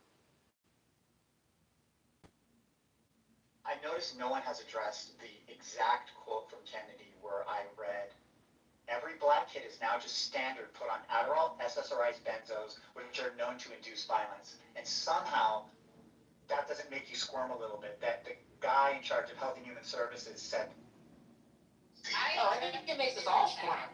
Yeah, we all squirm. I think it's utterly disgusting. And then you have this mindset that this is for all children. It's like very selective. And I think that's also what makes it very disturbing as well. I like when I first heard about it, I watched the video and then I read it. And I was like, why is this okay? Why is this motherfucker has anything to do with healthcare? Why has he not been booted out? But, once again, I guess it doesn't matter. It's just one little thing. And I think everybody's just worried about one little thing. I'm worried about many, many, many things that come out of his mouth. But it's just I got to put the sarcasm on really early so nobody misinterprets this. But I think it's because of diversity, equity, and inclusion. And we needed some people with court-filed self-confessed brain damage and no medical background in the medical field, especially to direct in programs. You have to include those conspiracy theorists, white guys who are very incapable. Without it, we won't get the kind of diversity we need in healthcare because we need those opinions of people who have never practiced medicine to tell us how medicine works. And people with brain damage, especially the heads off of whales and dump dead bears in Central Park, because there aren't many people like that. Their unique voices are not important. So yeah, you look at this administration, and I think why people don't react maybe is that it feels so obvious, like the racism and hatred and bigotry is so systemic.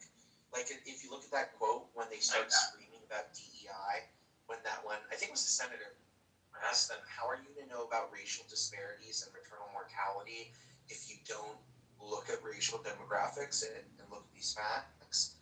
And his response is something like, we're getting rid of woke ideology. Who does woke ideology help? And she's like, how are you going to know about black maternal mortality death rates? They're like, that's not there. And that's one of the other secrets. Like if you just plug your ears, blame it on something else, and don't look at the realities, you can say anything. You can be like, this racist because the people calling out racism have looked at the numbers, and that's what's racist, like our Supreme Court says. So it's a system of intrinsic power. And yeah, the narrative that black people are inherently violent just subtly slid in there, or the idea that black women can't be dying more or suffering in the healthcare system because it's already equitable. All those like tropes just power. In the end, they just serve to entrench these people that don't deserve what they have. That's why it's so cancerous, right? They're leeching off a system that will destroy it, and a lionization of ignorance. I'm fine with the law as simple as the director of our healthcare system should be an expert in healthcare. But you get these people now with podcasts and everything else where it's like, oh, if I'm a public-facing figure and I interview these people and talk with them, that means I'm an expert just like them. Joe Rogan is the same as a physicist because he had a physicist on his show. And then, I believe, I'd have to double-check this, but I think RFK, and I certainly know Joe Rogan and others, have even said, you can't trust me, I'm an idiot.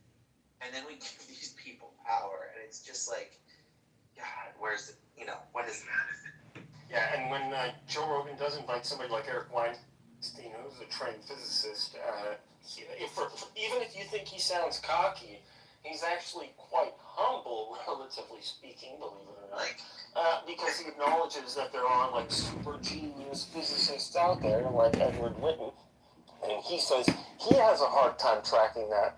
And then Joe Rogan in that episode was like, oh, okay, well, then I guess I don't understand anything, And so, you get that once in a while, but I don't feel like it's front and center enough, or at least, like a reminder. Maybe there's a way to fix this, maybe not cognitively, maybe not psychologically, but maybe with tools. Give people the ability to kind of interrogate these questions. So maybe these agentic platforms, you can say, hey, I was watching RFK, what's good about what he's saying, what's not good, what's problematic, where can we fix things? But not just accepting what they're saying on face value, I think is super important. And Dr. James was critical enough to point it out to me that these kinds of discussions are co-opted for these kind of movements, and it's not always appropriate to bunch them together. So to me, that's like a win. I went in with, wanting Dr. James to push back on something that I came across, and I got thrown in the ocean, not just pushed off the deck. So I appreciate the swim, Dr. James. You took us all with. I'd like to learn how to teach, learn how to learn as a group, and not learn how to be angry, because this shit makes me angry, and I could just sit here and be angry about it, but I'd like to get a new administration into office. We could do that as a group, that'd be great.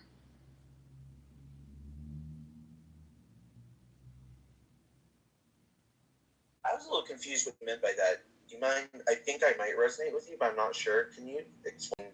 And this is very genuine. Can you explain what you mean or like where you're coming from? What I mean by what I just said? It might just be a me problem where I didn't uptake it right, but I think, yeah, I misunderstood you. I'm saying when someone says something, it's to grab attention. Politics is all about attention, but it's not teaching us what we need to do as a society to move forward, as opposed to just sit and be angry at someone who's a fucking idiot. Like, this guy sounds like a moron. These quotes are moronic.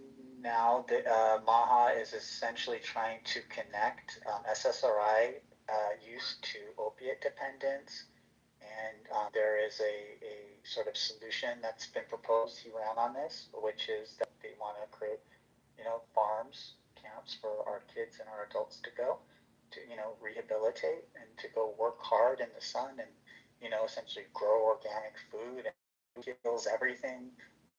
And, little God in the mix, perhaps.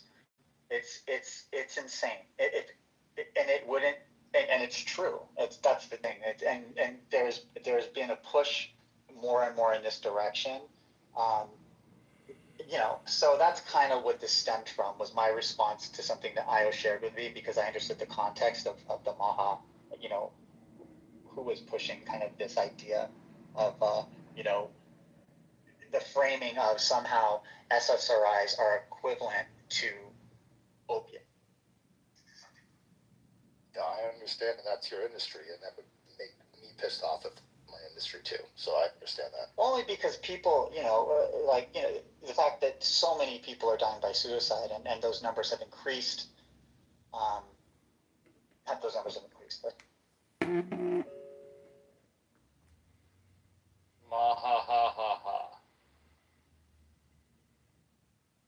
Jimmy, thanks for clarifying that. I think I get what you're saying. Is like, you would rather people be didactic and educational than attention grabbing.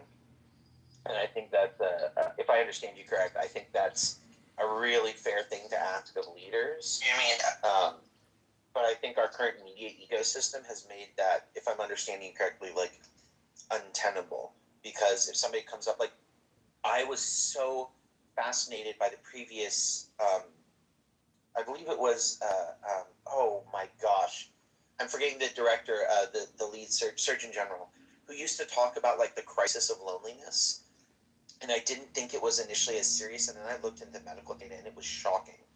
And it was educational. I could hear him talk and learn something, but I don't think he'll be remembered. And right now, with the media cycle, you need to be constantly remembered and gotten attention to be worth anything. So I think that might feed into what I think it obviously feeds into what you're talking about. And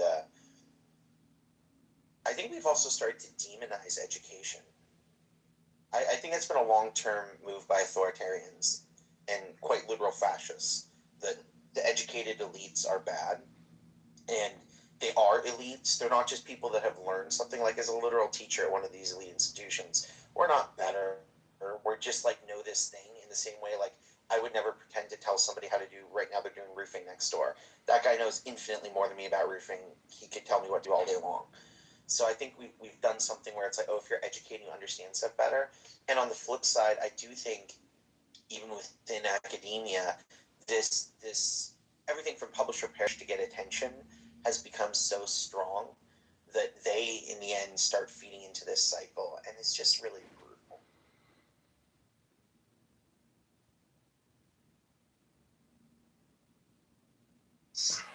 Well, isn't disdain for education, isn't that one of the 14 indicators of fascism? Yeah. It's just a lot of times when you talk about it, you get triggered, so I'm trying to be soft. But yeah, like it's one of the first things that fascist authoritarians as well. Like it's the classic playbook, right? Destroy the universities, destroy the academia, because if it studies and can describe a thing, then then it can critique the thing and engage with. Can I say something that's not popular, Briar? And I've noticed this in group things, or if I'm in a group room in Clubhouse, if I say something that's not popular that rubs people the wrong way, it's taken as no, not now, don't do that, you're messing up the conversation, as opposed to let's rub someone the wrong way, like Dr. James is really angry, let's get angry together and create someone that wants to step up and be a leader. In other words, why are we so afraid to get angry and get people pissed off? Like what happened to the America that I used to live in, where we would go down to the town hall and protest in the streets, not needed a permit or blah blah blah, but we just fucking got angry and did shit. Like where is that in America? Why is everyone afraid to get arrested or get thrown in a Maha concentration camp or ICE take us away? Like is that not a legitimate fear? I think we're at a point where if we're just going to try to argue facts with these kinds of people, like when we try to explain like why we think something is a fact, these kinds of people will view our facts as threats, and they will not, then they're going to double down on their nonsense stuff. I'm not sure that like this is the correct approach. Maybe it might be more. I mean, these people like they already know that like Trump is a bad guy, and like they kind of generally hate the stuff that he does, but they trust him, which is kind of a weird juxtaposition. So I don't know. Like this is they're already aware that like already aware of a lot of the stuff. Like every time we criticize like the Maha movement or the MAGA movement or like the Iran war or like Venezuela or whatever it might be, the endless wars, the lack of moral fortitude about at the Epstein files, for example, they're already aware of all this stuff. So it's not enough anymore to just simply point out the facts to them. They're already aware of what they are. So I don't know. What do you guys think is the next thing? Like, yeah, we have to find a way to like help these people like deconstruct from I don't know whatever this.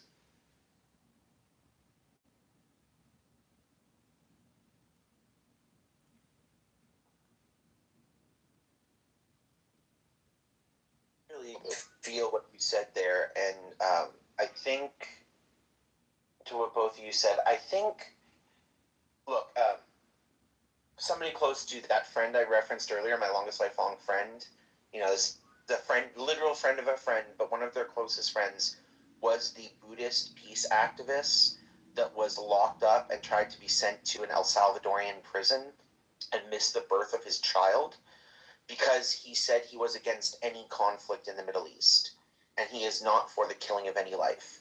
And since he was from a Palestinian descent, his Buddhism and advocating for universal peace was taken as a reason to remove him from his university, where he was an honor student and student leader, and engaged in literal peace activism. And he was locked in a jail and missed the birth of his first child. Right now, the FBI is investigating somebody who did accurate critical reporting of Kash Patel. If you are not a citizen, my partner from Germany, they're talking Germany because they're detaining German citizens who won't unlock all their social media, and if they have critical posts of Trump, are detaining them for days where they're denied access to even lawyers or their consul general, which is in violation of international treaty. So that's a real threat, right? This isn't like some, and the thing is, people will try and kind of do that move of, oh, you're so woo-woo, this isn't happening, as it's happening. So, okay, that's one component. Yes, there's legit fear. But let's say you're a born and raised, white male American Christian, red-blooded American who's everything that you think of as not being targeted, and they march up to protest. Right now, the system, the new gerrymandering laws and everything that's set up, the electors are picking their representatives. I'm not saying the protest and speech, but we've had record-breaking protests every year for the last several years protesting what's going on. I don't think that moved the needle very much, and the protests are very weak. So you see these town halls, and Team Red comes up and screams, and Team Blue comes up and screams. A couple people get arrested, and yes, at local places, they're literally like arresting these people that are, following the rules, and the next one comes and does it, but they're on their team. We've made everybody so amped up and angry that going out and expressing outrage feeds the system. It thrives on that. I don't think somebody yelling, and I think that's, I'm not saying it's useless or feckless or we can't weaponize it or do something good with it or constructive, because all those things can happen. But I think the idea of, if Mr. Smith goes to Washington and screams and protests at an injustice, things change. No, Congress hardly ever in session and pass almost nothing. Like the amount of work being done is done behind closed doors with judicial activists saying guns need to be everywhere except anywhere they are while they set the rules. It's the hypocrisy and insulation of the powerful where they want people outraged and screaming. Like, if all the left just disappeared and all the right wing that's in power had utter absolute power, there would be this break, because when people are upset, where do they go? But while there's these two kind of mediocre, middle of the road, this argument that it just drifts. And right now, if we're being honest, the drift's just been to the right. It's like we have the center-right party talking about how insane the far-right party is, so let's meet in the middle at like the right. And then, okay, so the right's fine, and they're like extreme fascists, let's just meet at far-rightism. And it's demonstrably been happening in America. Like, name the last president that didn't drop bombs in the Middle East and try and attack people. It's just become, I feel that need for rage, but I guess the question is like unchanneled rage. I keep saying it. I think the only thing that will be effective, the only time I've seen a real change, it's such a stupid little thing, is when prices gets too high and people will literally resist, or when everybody does an economic. So I think screaming at a town hall won't do much. Getting electronized will, or having a general economic strike that's targeted towards businesses. Disney caved when they lost money instantly. Meta and Facebook and all these companies, all this crap, they'll do whatever they can. Google, Apple, they'll flip-flop to whoever has power. But if everybody stopped buying their products, they are, again, just greed and power. So, but I think right now we're so divided that it feels so feckless. What do we do? You just said it. You just said exactly what to do. Don't buy the services. Don't be a part of that services. Create a campaign that communicates for other people why it's so great to not be a part of Disney and get rid of your Disney Plus. Start a movement. Start a bagel shop where you cut a bagel in half. One side is Republican, the other side is Democrat. And you go to the condiments and you see exactly how much of our tax dollars are taken out by representing how much cream cheese is in the condiment dish. And teach people how much the lobbyists, it's not the people that are in office, it's the lobbyists that stay there for 30, 40, 50 years that are fucking with all of the people that go in there to help the people that are good people trying to work in Congress, work as senators, work for the American people, but get co-opted because of that system. Start a movement that educates. And if no one wants to do that, let's just stay ignorant. Has anyone heard of Bank Transfer Day? Yes, I've done that. I've heard of it. You want to tell us about it? Yeah, you can out of banks that you don't want to participate in and go to local credit unions. Move the money locally. And that does hurt economies, and it does raise up your local economy. But that's always a good movement. Thank you for that. I may just do that. Yeah, one of the only pushbacks. The only pushback I get on that is I already have my stuff and it's inconvenient. It's just a matter of reprogramming your direct deposits and reprogramming how you pay your bills automatically. Nobody does banking anymore. You know? I think there's some truth to that. And by the way, like I would just echo for whatever it's worth, if anybody wants to hear from another voice, credit unions are extraordinarily legit. Like, and banks are shady as hell and probably hurting you if you're there. You're a tool, whereas you're an owner with a credit union. But to your point on education, here's what I found as a literal educator and teacher. People right now hate being taught to. They like choosing who to learn from. So if, let's say, I don't know, Jordan and Io each go make podcasts, and one extols the virtue of AI, one extols the virtue of psychedelics for solving the same problem. The problem is right now that this is the pro and con of decentralization. You can find your own microcosm to learn about whatever you want. So people really hate when somebody teaches something as like objectively true that is challenging or limiting, and they resist that.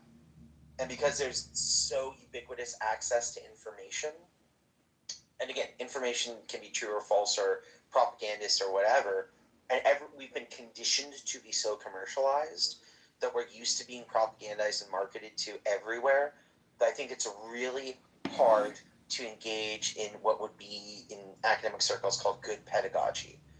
Challenging assumptions, trying to have a rational basis, engaging in community, trying to have some grounding in what we teach, making sure we're being self-critical. But, so that idea of are there people that are trying to teach all the hell over? Like, I'm a professional teacher, I walk around a lot of other people. We try and do community events and we try and do different things. But what tends to happen is an environmental group wants to do something on the benefits of how recycling could be done effectively. So everybody who's already informed and cares about that shows up. And I'm being a little bit hyperbolic. Like there's 1% to 2% that's like, oh, this is new to me and I want to learn. But I think what you're talking about is like, oh, challenge the system and critically engage and stuff like that. And that's usually people are already on board or they're there. So I guess what I see happening more and more is people just trying to give their opinion on the solution for what's happening. Challenge the system, right? And if you look at a lot of podcasting that's educational, it's either just, here's this bird you never heard of and why it's so important in the environment, or it's like, that bird was important being killed off, we think this is the solution. But a lot of times it's really weird. It's like on this app, if you start teaching something or saying something, in most spaces they'll want the other side there because they don't want to be taught to, they want to be entertained by the debate about what it's about and why it matters. It's a really weird thing, and you can see it on this app all the time. It's what's ruined CNN when they changed the format like that, right? Just having talking heads opposing, and supposedly that makes it more interesting to a viewer, but I can't stand it. It's exhausting. Y'all know I do some media stuff, and I was kind of off of a show as a recurring guest because they said I was too moderate. I was like, oh, she's too reasonable. Like, we mix it up, and I was like, oh, okay, well then I'm not the right one for you. So feel free, carry on, mix it up as you would.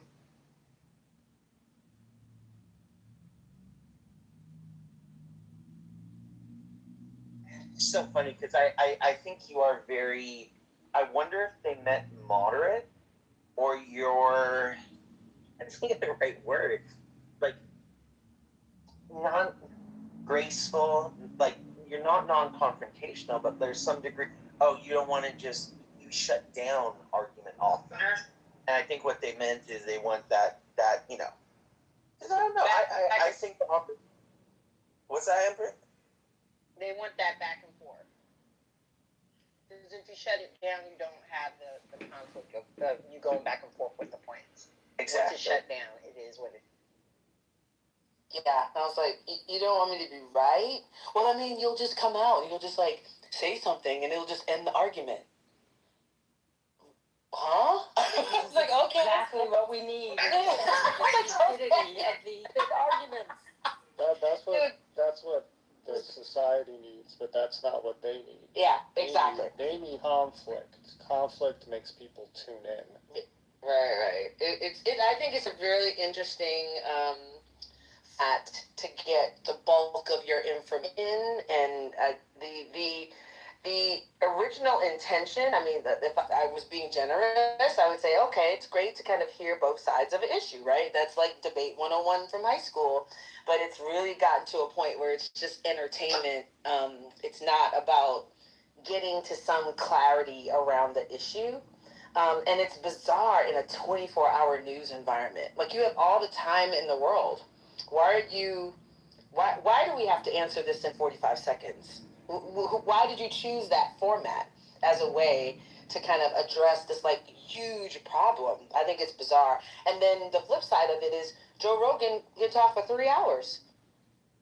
And, you know, and it's successful. So, like, what you're saying isn't even true about attention spans and whatever. So I think it's just a fascinating place that we've come to, and to how we discuss things and how we think about things. I think a lot of this comes down to, I love, I missed who it was who said, like, it's profitable for them, or is it good for them? I think one thing I think about a lot is, like, obviously debate's my career, and I think about high school debate, and it's extraordinarily problematic.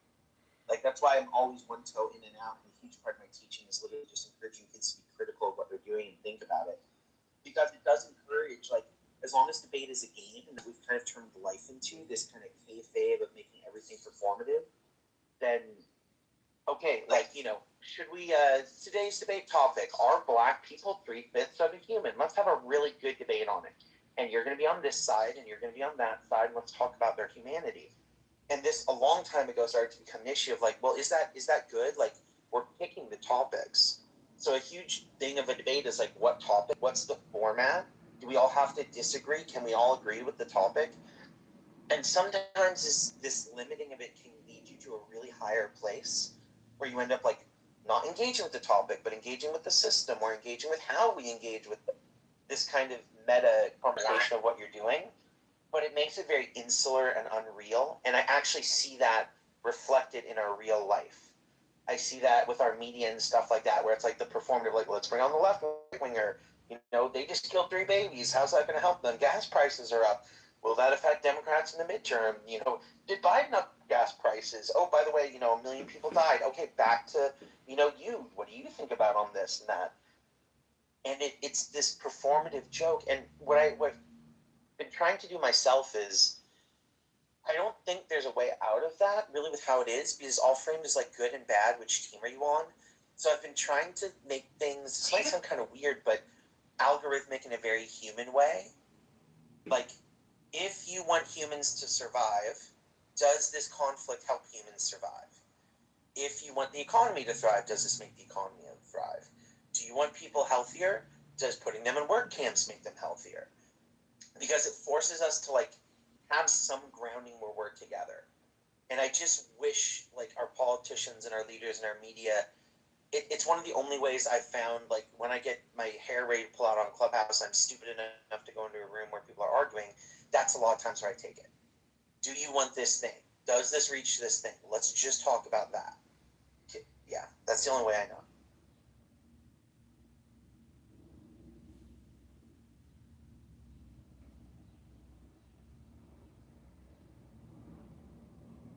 I see that Elliot just came to the stage. Hi, Elliot. What'd you like to add? I was just gonna say, like, obviously they're all kind of they've got the wrong idea about. I mean, everybody isn't. I mean like just about everybody is an expert at identifying problems and faults in some kind of system or another. You know, like, human beings are just kind of naturally very good at this kind of thing. So, but, like, the solutions that people have to the problems can be very different. You know, like, a lot of the, like, when you actually go and, like, you talk to these people, MAGA type people, like, a lot of their concerns are just the kinds of concerns that, like, you know, everybody has. Like, you know, my bank account is shrinking. You know, my mother is 73 and she's just lost her health insurance and she can't get a job. I'm like, it's stuff like this, little everyday stuff like that. Like, how am I going to feed my family? You know, just these are not right to just sweep those under the rug. Oh, you're in the matrix. You're in the matrix. It's just so.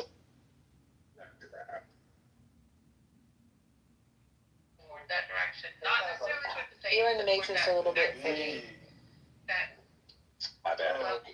Yeah. He was thinking about on this, Matt, and it's this performative joke. And what I've been trying to do myself is, I don't think.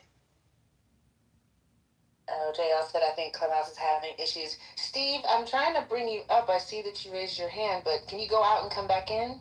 Maybe that'll help us. I'm so sorry. I raised my hand inadvertently. Carry on and ignore me. You were not. It's not possible to ignore me. I was so wondering why 7 people invited me simultaneously. I'm like, was something said that people think my input would be useful? It was completely accidental. Ignore.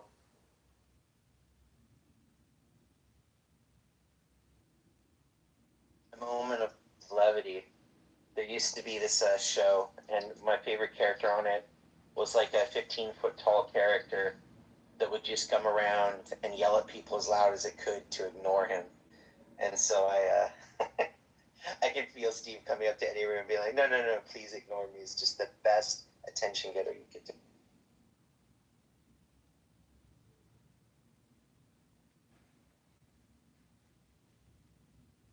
But speaking of laws, did you guys see that, and I just love this, on a 4-3 decision, Virginia struck down their new electoral gerrymandering, while 4 more Republican states have announced gerrymandering that will get rid of, in like Tennessee's case, the only black district, which they immediately did after the gutting of the Voting Rights Act, which they said, wouldn't do anything. So when we're talking about division and stuff like that, it's functionally completely now come down to politicians picking their electorate. And if they can slice them up enough, and with good AI algorithms and more targeted data and social media information in the government, it can probably very effectively slice it out. So it's a great time to be an American. In Soviet America, politicians pick you. I don't know if you Do you guys think can hear it's me, going but to be enough Congress people, though, to not let the Dems take the House? We'll see. I think Ellie. They did that. It was Elliot,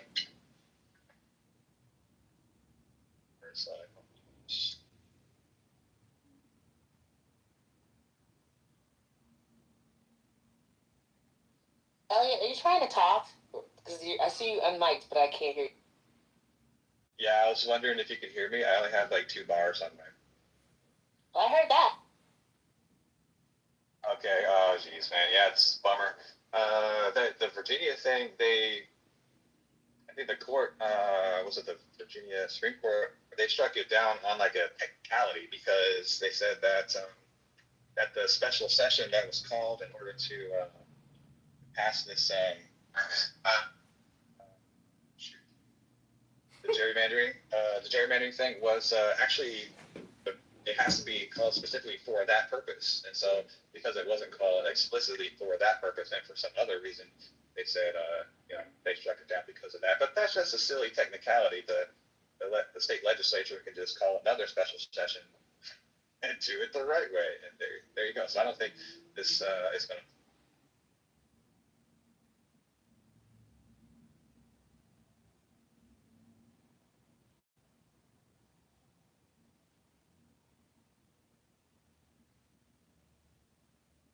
Yeah, it's a bummer. The idea of kind of like, this is my woe is me kind of statement, like this feeling like only one side has to follow the rules. This set of mores that's just applied so intensely on one side and not the other. I hate asymmetry in the way that it's happening, right? I think the legislators who are calling for this stuff, they should be outed, like really publicize the exact names of these people that are behind this stuff. Shame them.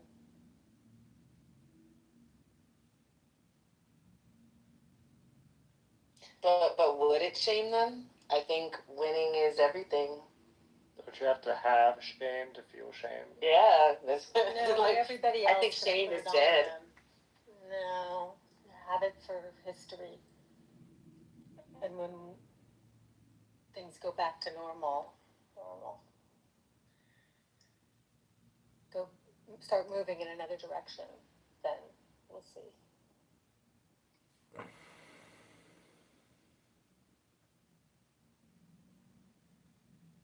Yeah, I think that shame is an interesting concept in these conversations. I think I'm not seeing a ton of shame. I'm seeing a lot of victory around successfully advancing, their objective. I think it's interesting. But it makes all of this really difficult because, you look at something and you say, wow, this is wrong. And that only works if the other side thinks it's wrong too. But I'm not seeing a ton of.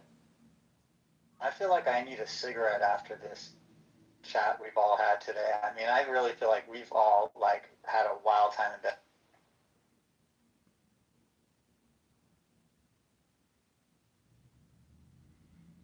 IO is to blame for the entire thing, by the way. Fucking Canadians. I always got that bad scientist energy. Jersey James sure was in the house. Oh, yeah. Too bit, Jeff. Dr. James, I'm sorry, I just came in this room to tell you, last Saturday we were talking and I was trying to get you to play the sports book to invest your money into the Philadelphia 76ers so you What get a ended? ton of money. They ended up winning, and it was the first time there was a team down 3-1 that never won. So you would have made a lot. So you gave me good financial advice that I didn't take, and now I gave you bad betting sports advice that was stupid, and if you had listened to me, you would have had a lot of money. therein lies the rub. I can see the allure. But I'm using that as a metaphor for what's going on in our country right now, because that's kind of where we're at. A bunch of people didn't want, these stupid people in Drain the Swamp. We don't want these corrupt people in our government. Let's vote for someone who's not a government person. Let's vote for Trump. He'll take care of us. And that kind of went. That didn't go. I was watching a documentary on Hunter S. Thompson last night, and this whole gonzo form of political writing, and I feel like we need a few Hunter S. Thompsons to come in and get in the con. I'm not familiar. Who's Hunter S. Thompson? Fear and Loathing in Las Vegas. Essentially, he used the character in this book. He was a political writer. I say back in the day, back in the 70s or something, that he would. He didn't just talk politics directly about the thing in a literal way. He talked about the entire context of it, like the zoo, the landscape of, so like if he were reporting on, let's say some horse race, he wouldn't report on the horses who won. He would report on all the people who come to see it and all the different, culture and people groups within it, and kind of the way, kind of the grotesque nature of the entire process itself, and had kind of a meta way he would dissect it by taking things to kind of its ultimate extreme.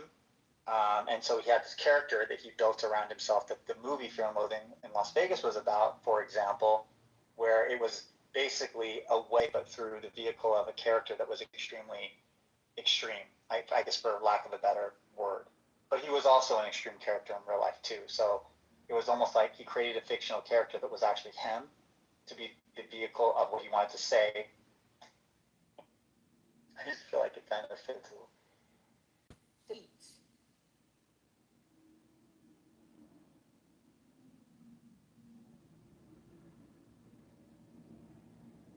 And his form of reporting was called Gonzo, G-O-N-Z-O.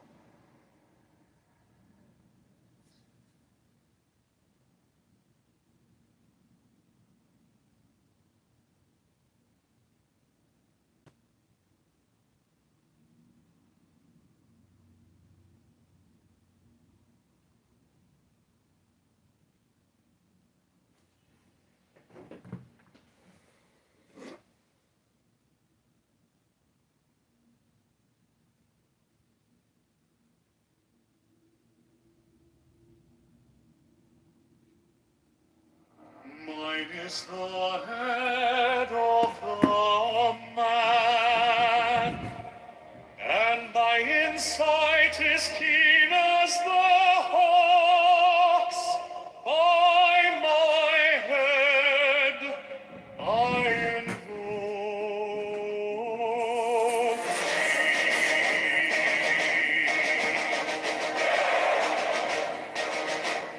I am the only begotten child of my father and mother. My father is dead. My mother bore me with labor and pain and fear. By my body I invoke thee. About me shine the diamonds of radiance, light and pure. By their brightness I invoke thee. Mine is the red triangle, reverse the sign, given undone, save it be of thee, O Lord. By the Lamb I invoke thee. Mine is the garment of white, sewn with gold, the flashing of violet I wear. By my robe I invoke thee. Mine is the sign of the prophets and typhoon. By the sign I invoke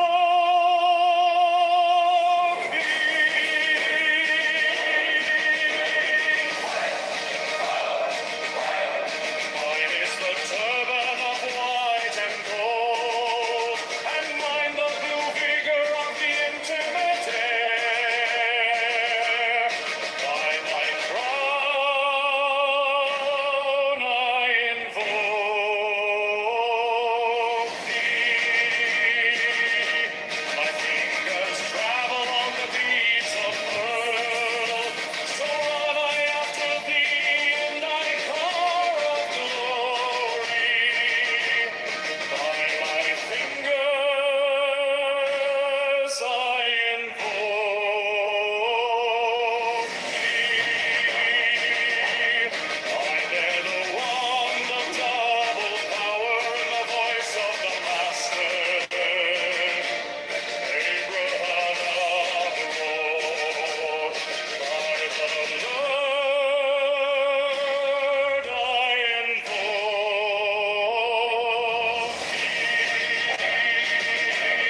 Mine are the dark blue waves of music in the song that I made of old. To invoke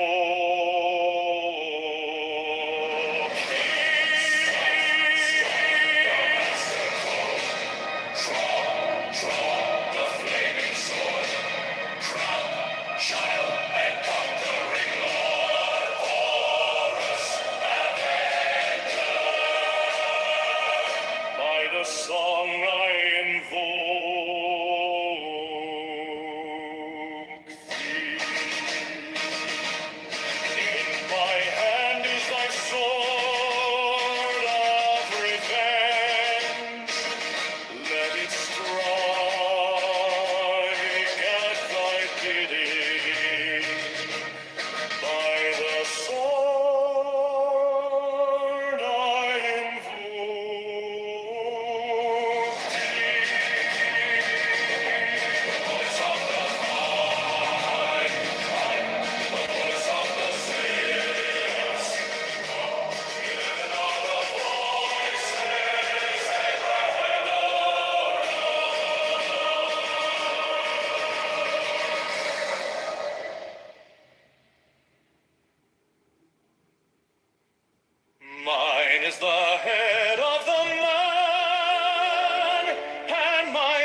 sight is keen as the hawks by my bed I invoke thee.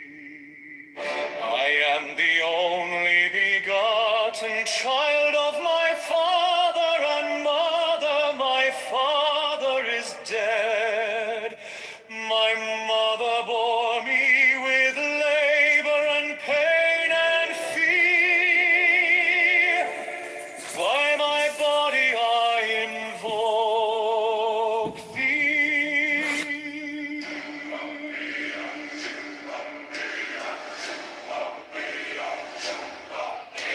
About me shine the diamonds of radiance, white and pure. By their brightness I invoke thee. Mine is the red triangle, reverse the sign given of none, save it be of thee, O Lord. By the Lord I invoke thee. Mine is the garment of light, sewn with gold, the flashing of day that I wear. By my robe I invoke thee. Mine is the sign of the cross and Typhoon. By the sign I invoke thee. Mine is the turban of white and gold, and mine the blue vigor of the intermediate. By my crown I invoke thee. My fingers tremble on the beat of her, so run I after thee in thy car of glory. By my fingers I invoke thee. I bear the wand of double power in the voice of the Master.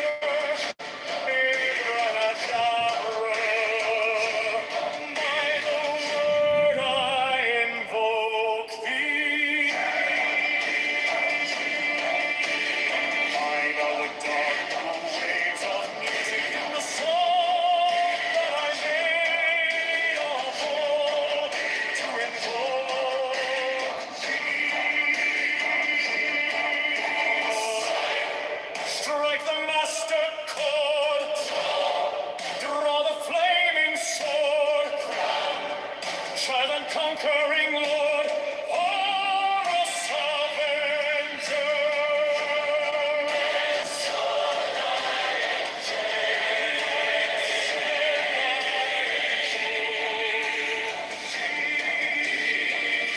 In my hand is thy sword of revenge. Strike at thy cheek. By the sword I invoke thee. Voice of the 5, the voice of the 6, 11 are the voices. Abrahadabra.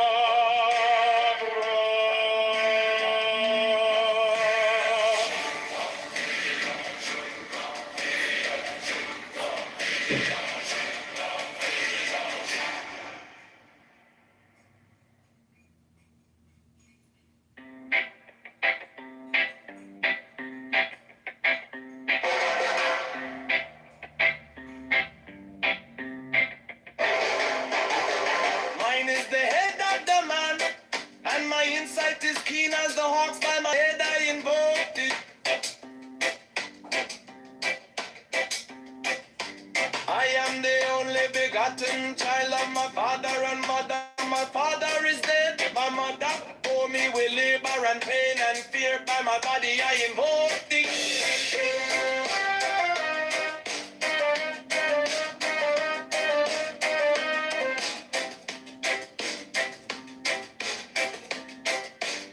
About me shine the diamonds of radiance, white and pure. By their brightness I invoke thee. Mine is the red triangle, reverse the sign given of none. Save it be of and I invoke thee.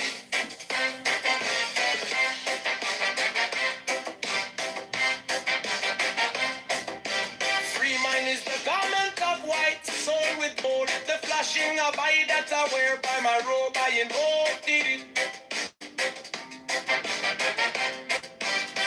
Mine is the sign of Apophis and Typhon, by the sign I invoke thee. For mine is the turban of white and gold, and mine the blue vigor of the intimate, by my crown I invoke thee.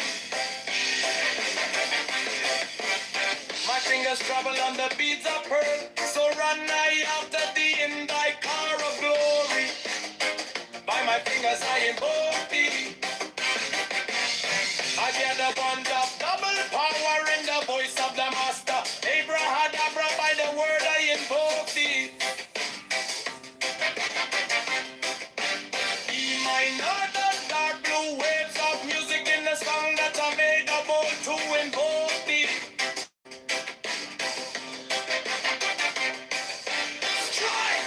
Strike a master chord.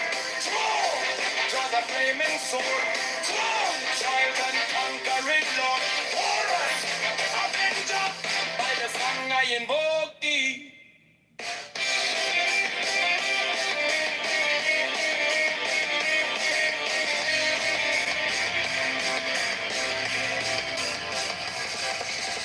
In my hand, my sword of revenge. Let it strike at my bidding. By the sword I invoke thee. The voice of the fight, the voice of the 611 of the voices. Every heart of love.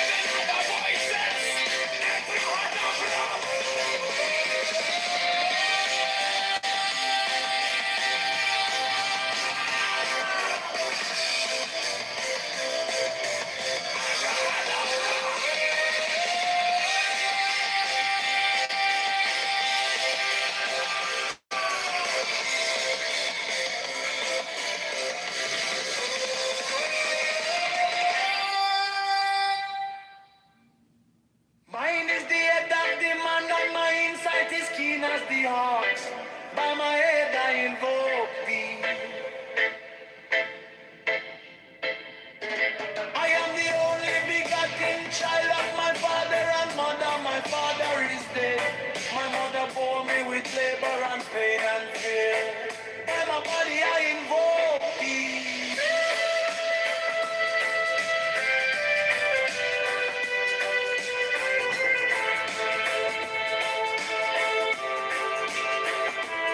Around me shine the diamonds of radiance, white and pure. By the brightness I invoke thee. Mine is the red triangle reverse, the sign given of none. Steady be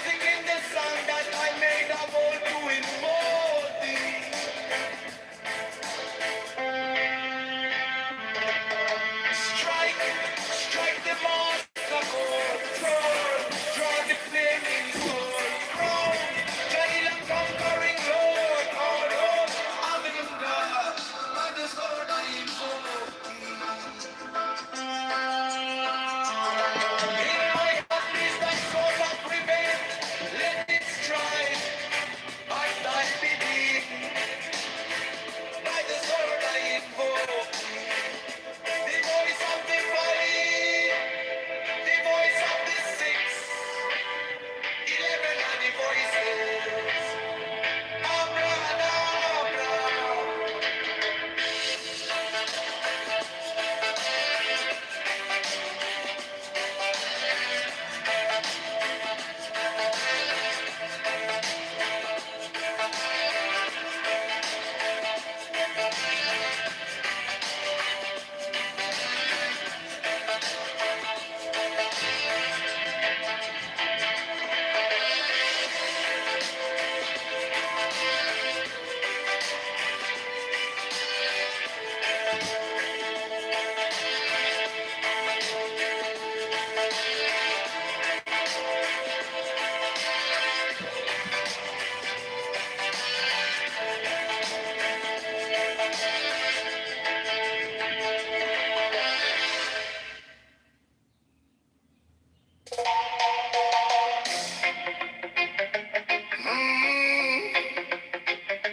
Mine is the head of the man, and my insight is keen as the ox. By my head I invoke thee.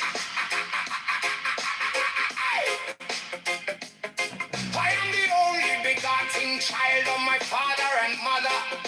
My father is dead. My mother bore me with labor and pain and fear. By my body I invoke thee. About me shine the diamonds of radiance, white and pure by their brightness. I invoke thee. Mine is the red triangle reverse, the sign given of none save it be of thee. Oh Lord, by the layman, I invoke thee. Mine is the garment of white, so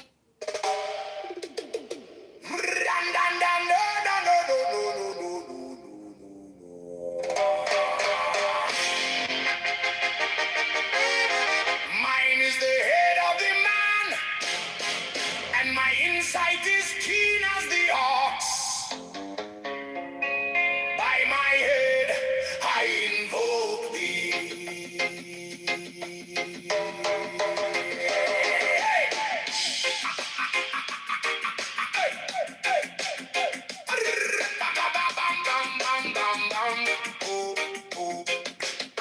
I am the only begotten child of my father and mother. My father is dead. My mother bore me with labor and pain and fear. By my body I invoke thee. About me shine the diamonds of radiance, white and pure. By their brightness I Mine is the head of the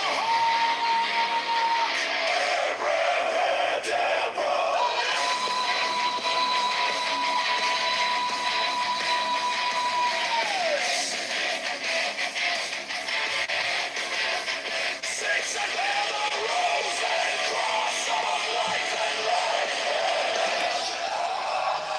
Bearing the sign of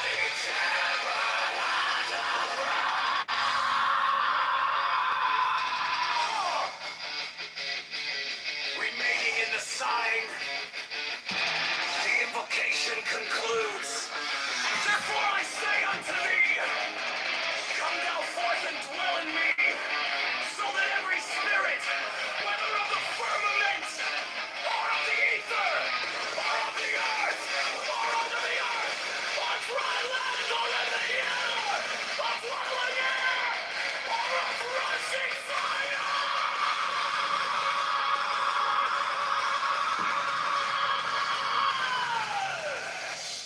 and every spell and scourge of God, the vast one might be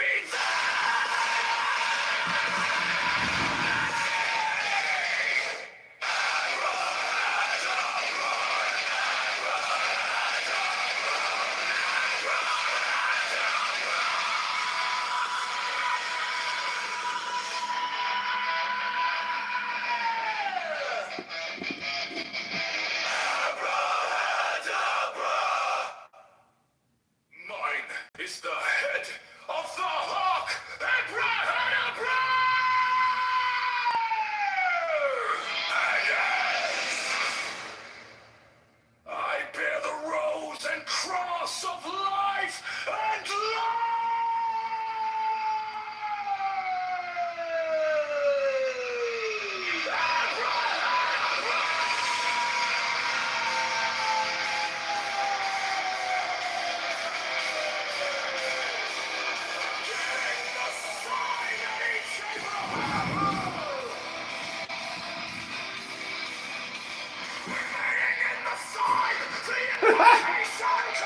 blaming me and all of the time.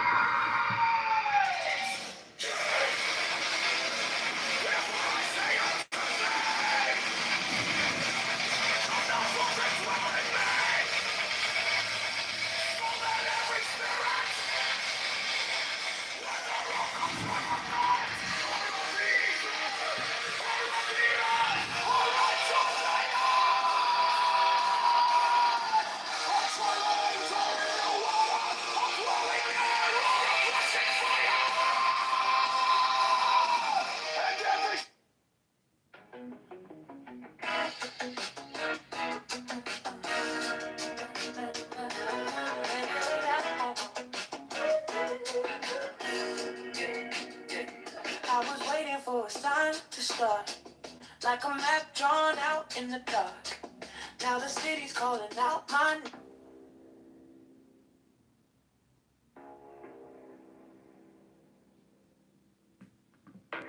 Give me the sign of the open eye, a riddle of shadows where whispers lie. The thorny thigh, the maddening cry. Open, open, open. I am awake. The serpent shakes.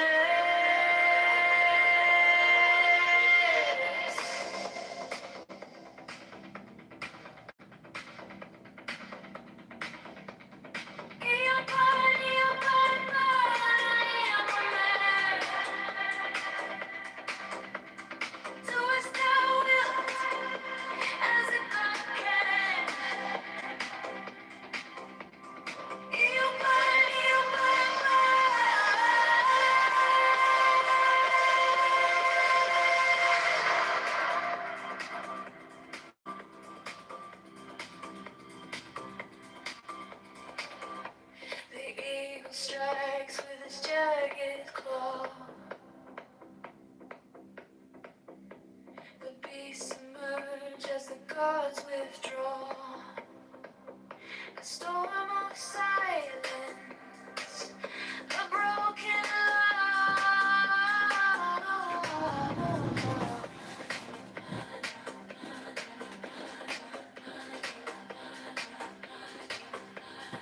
I am born to death, reborn on the hunt. I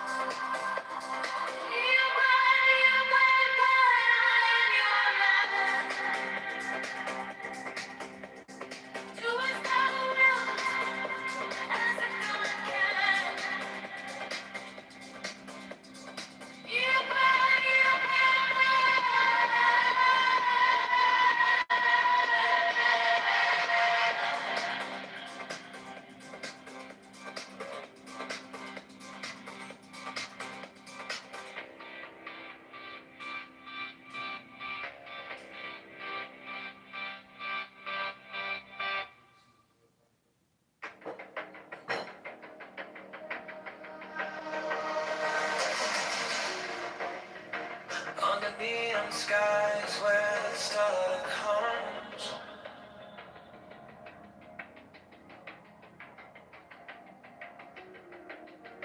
Shadows whisper truths as the bassline drums. The will is fire, unchained, untamed. No path is written, no soul is blamed. Thou hast no right but to do thy will. Feel the stars, let the silence fill your will.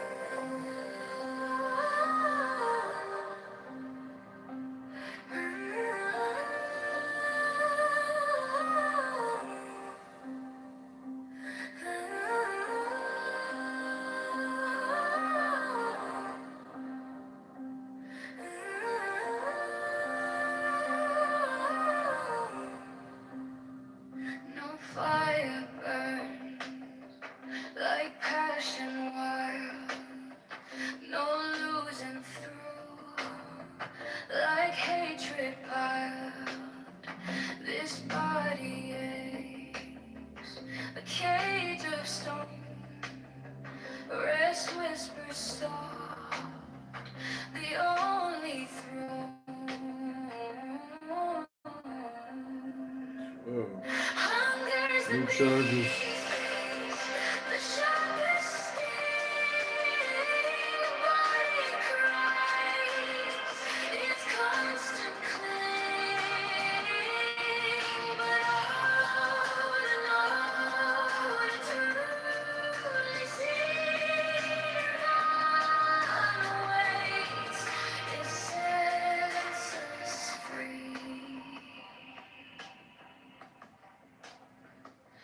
Pain walks close, a shadowed friend. Each step we take, it will attend. But joy lies quiet, just out of view. A higher peak, a sky so blue. Feel the weight, feel it break. Every ache, every quake. Hunger's the beast, the sharpest sting. The body cries, its constant cling. But oh, to know, to truly see the violent ways, it sets us free. No flame is fierce, no chain is tight. This body's war, this endless fight. But higher still, beyond the fray, rest calls my name, and I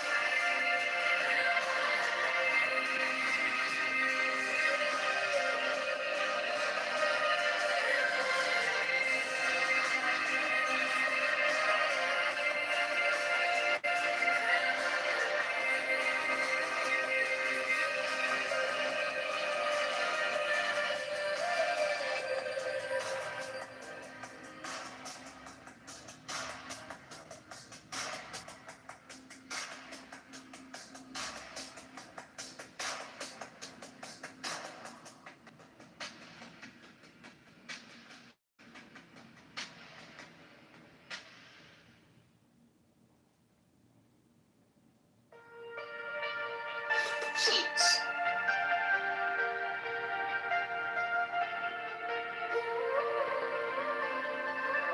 Seats. let us live, let us breathe, free as air. No hate, no chains, no despair. Among the shadows, we shine so bright. We carry peace into the night. Happily then, we'll rise again. No hatred, no pain, no bitter end. Happily then,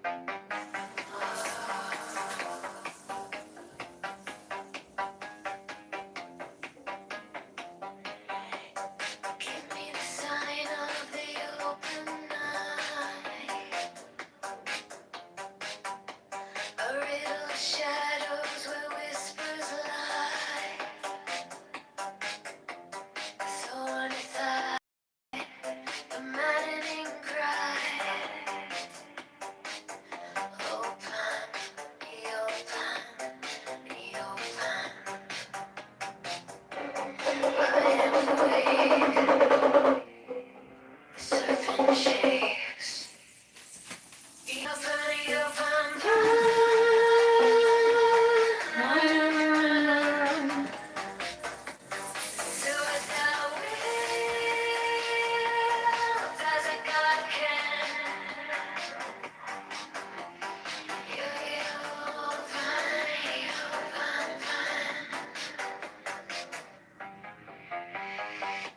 The eagle strikes with its jagged claw. The beast emerges as the gods withdraw. A storm of silence, a broken law. Open, me open, me open. I am born to death, reborn on the horn of the unicorn.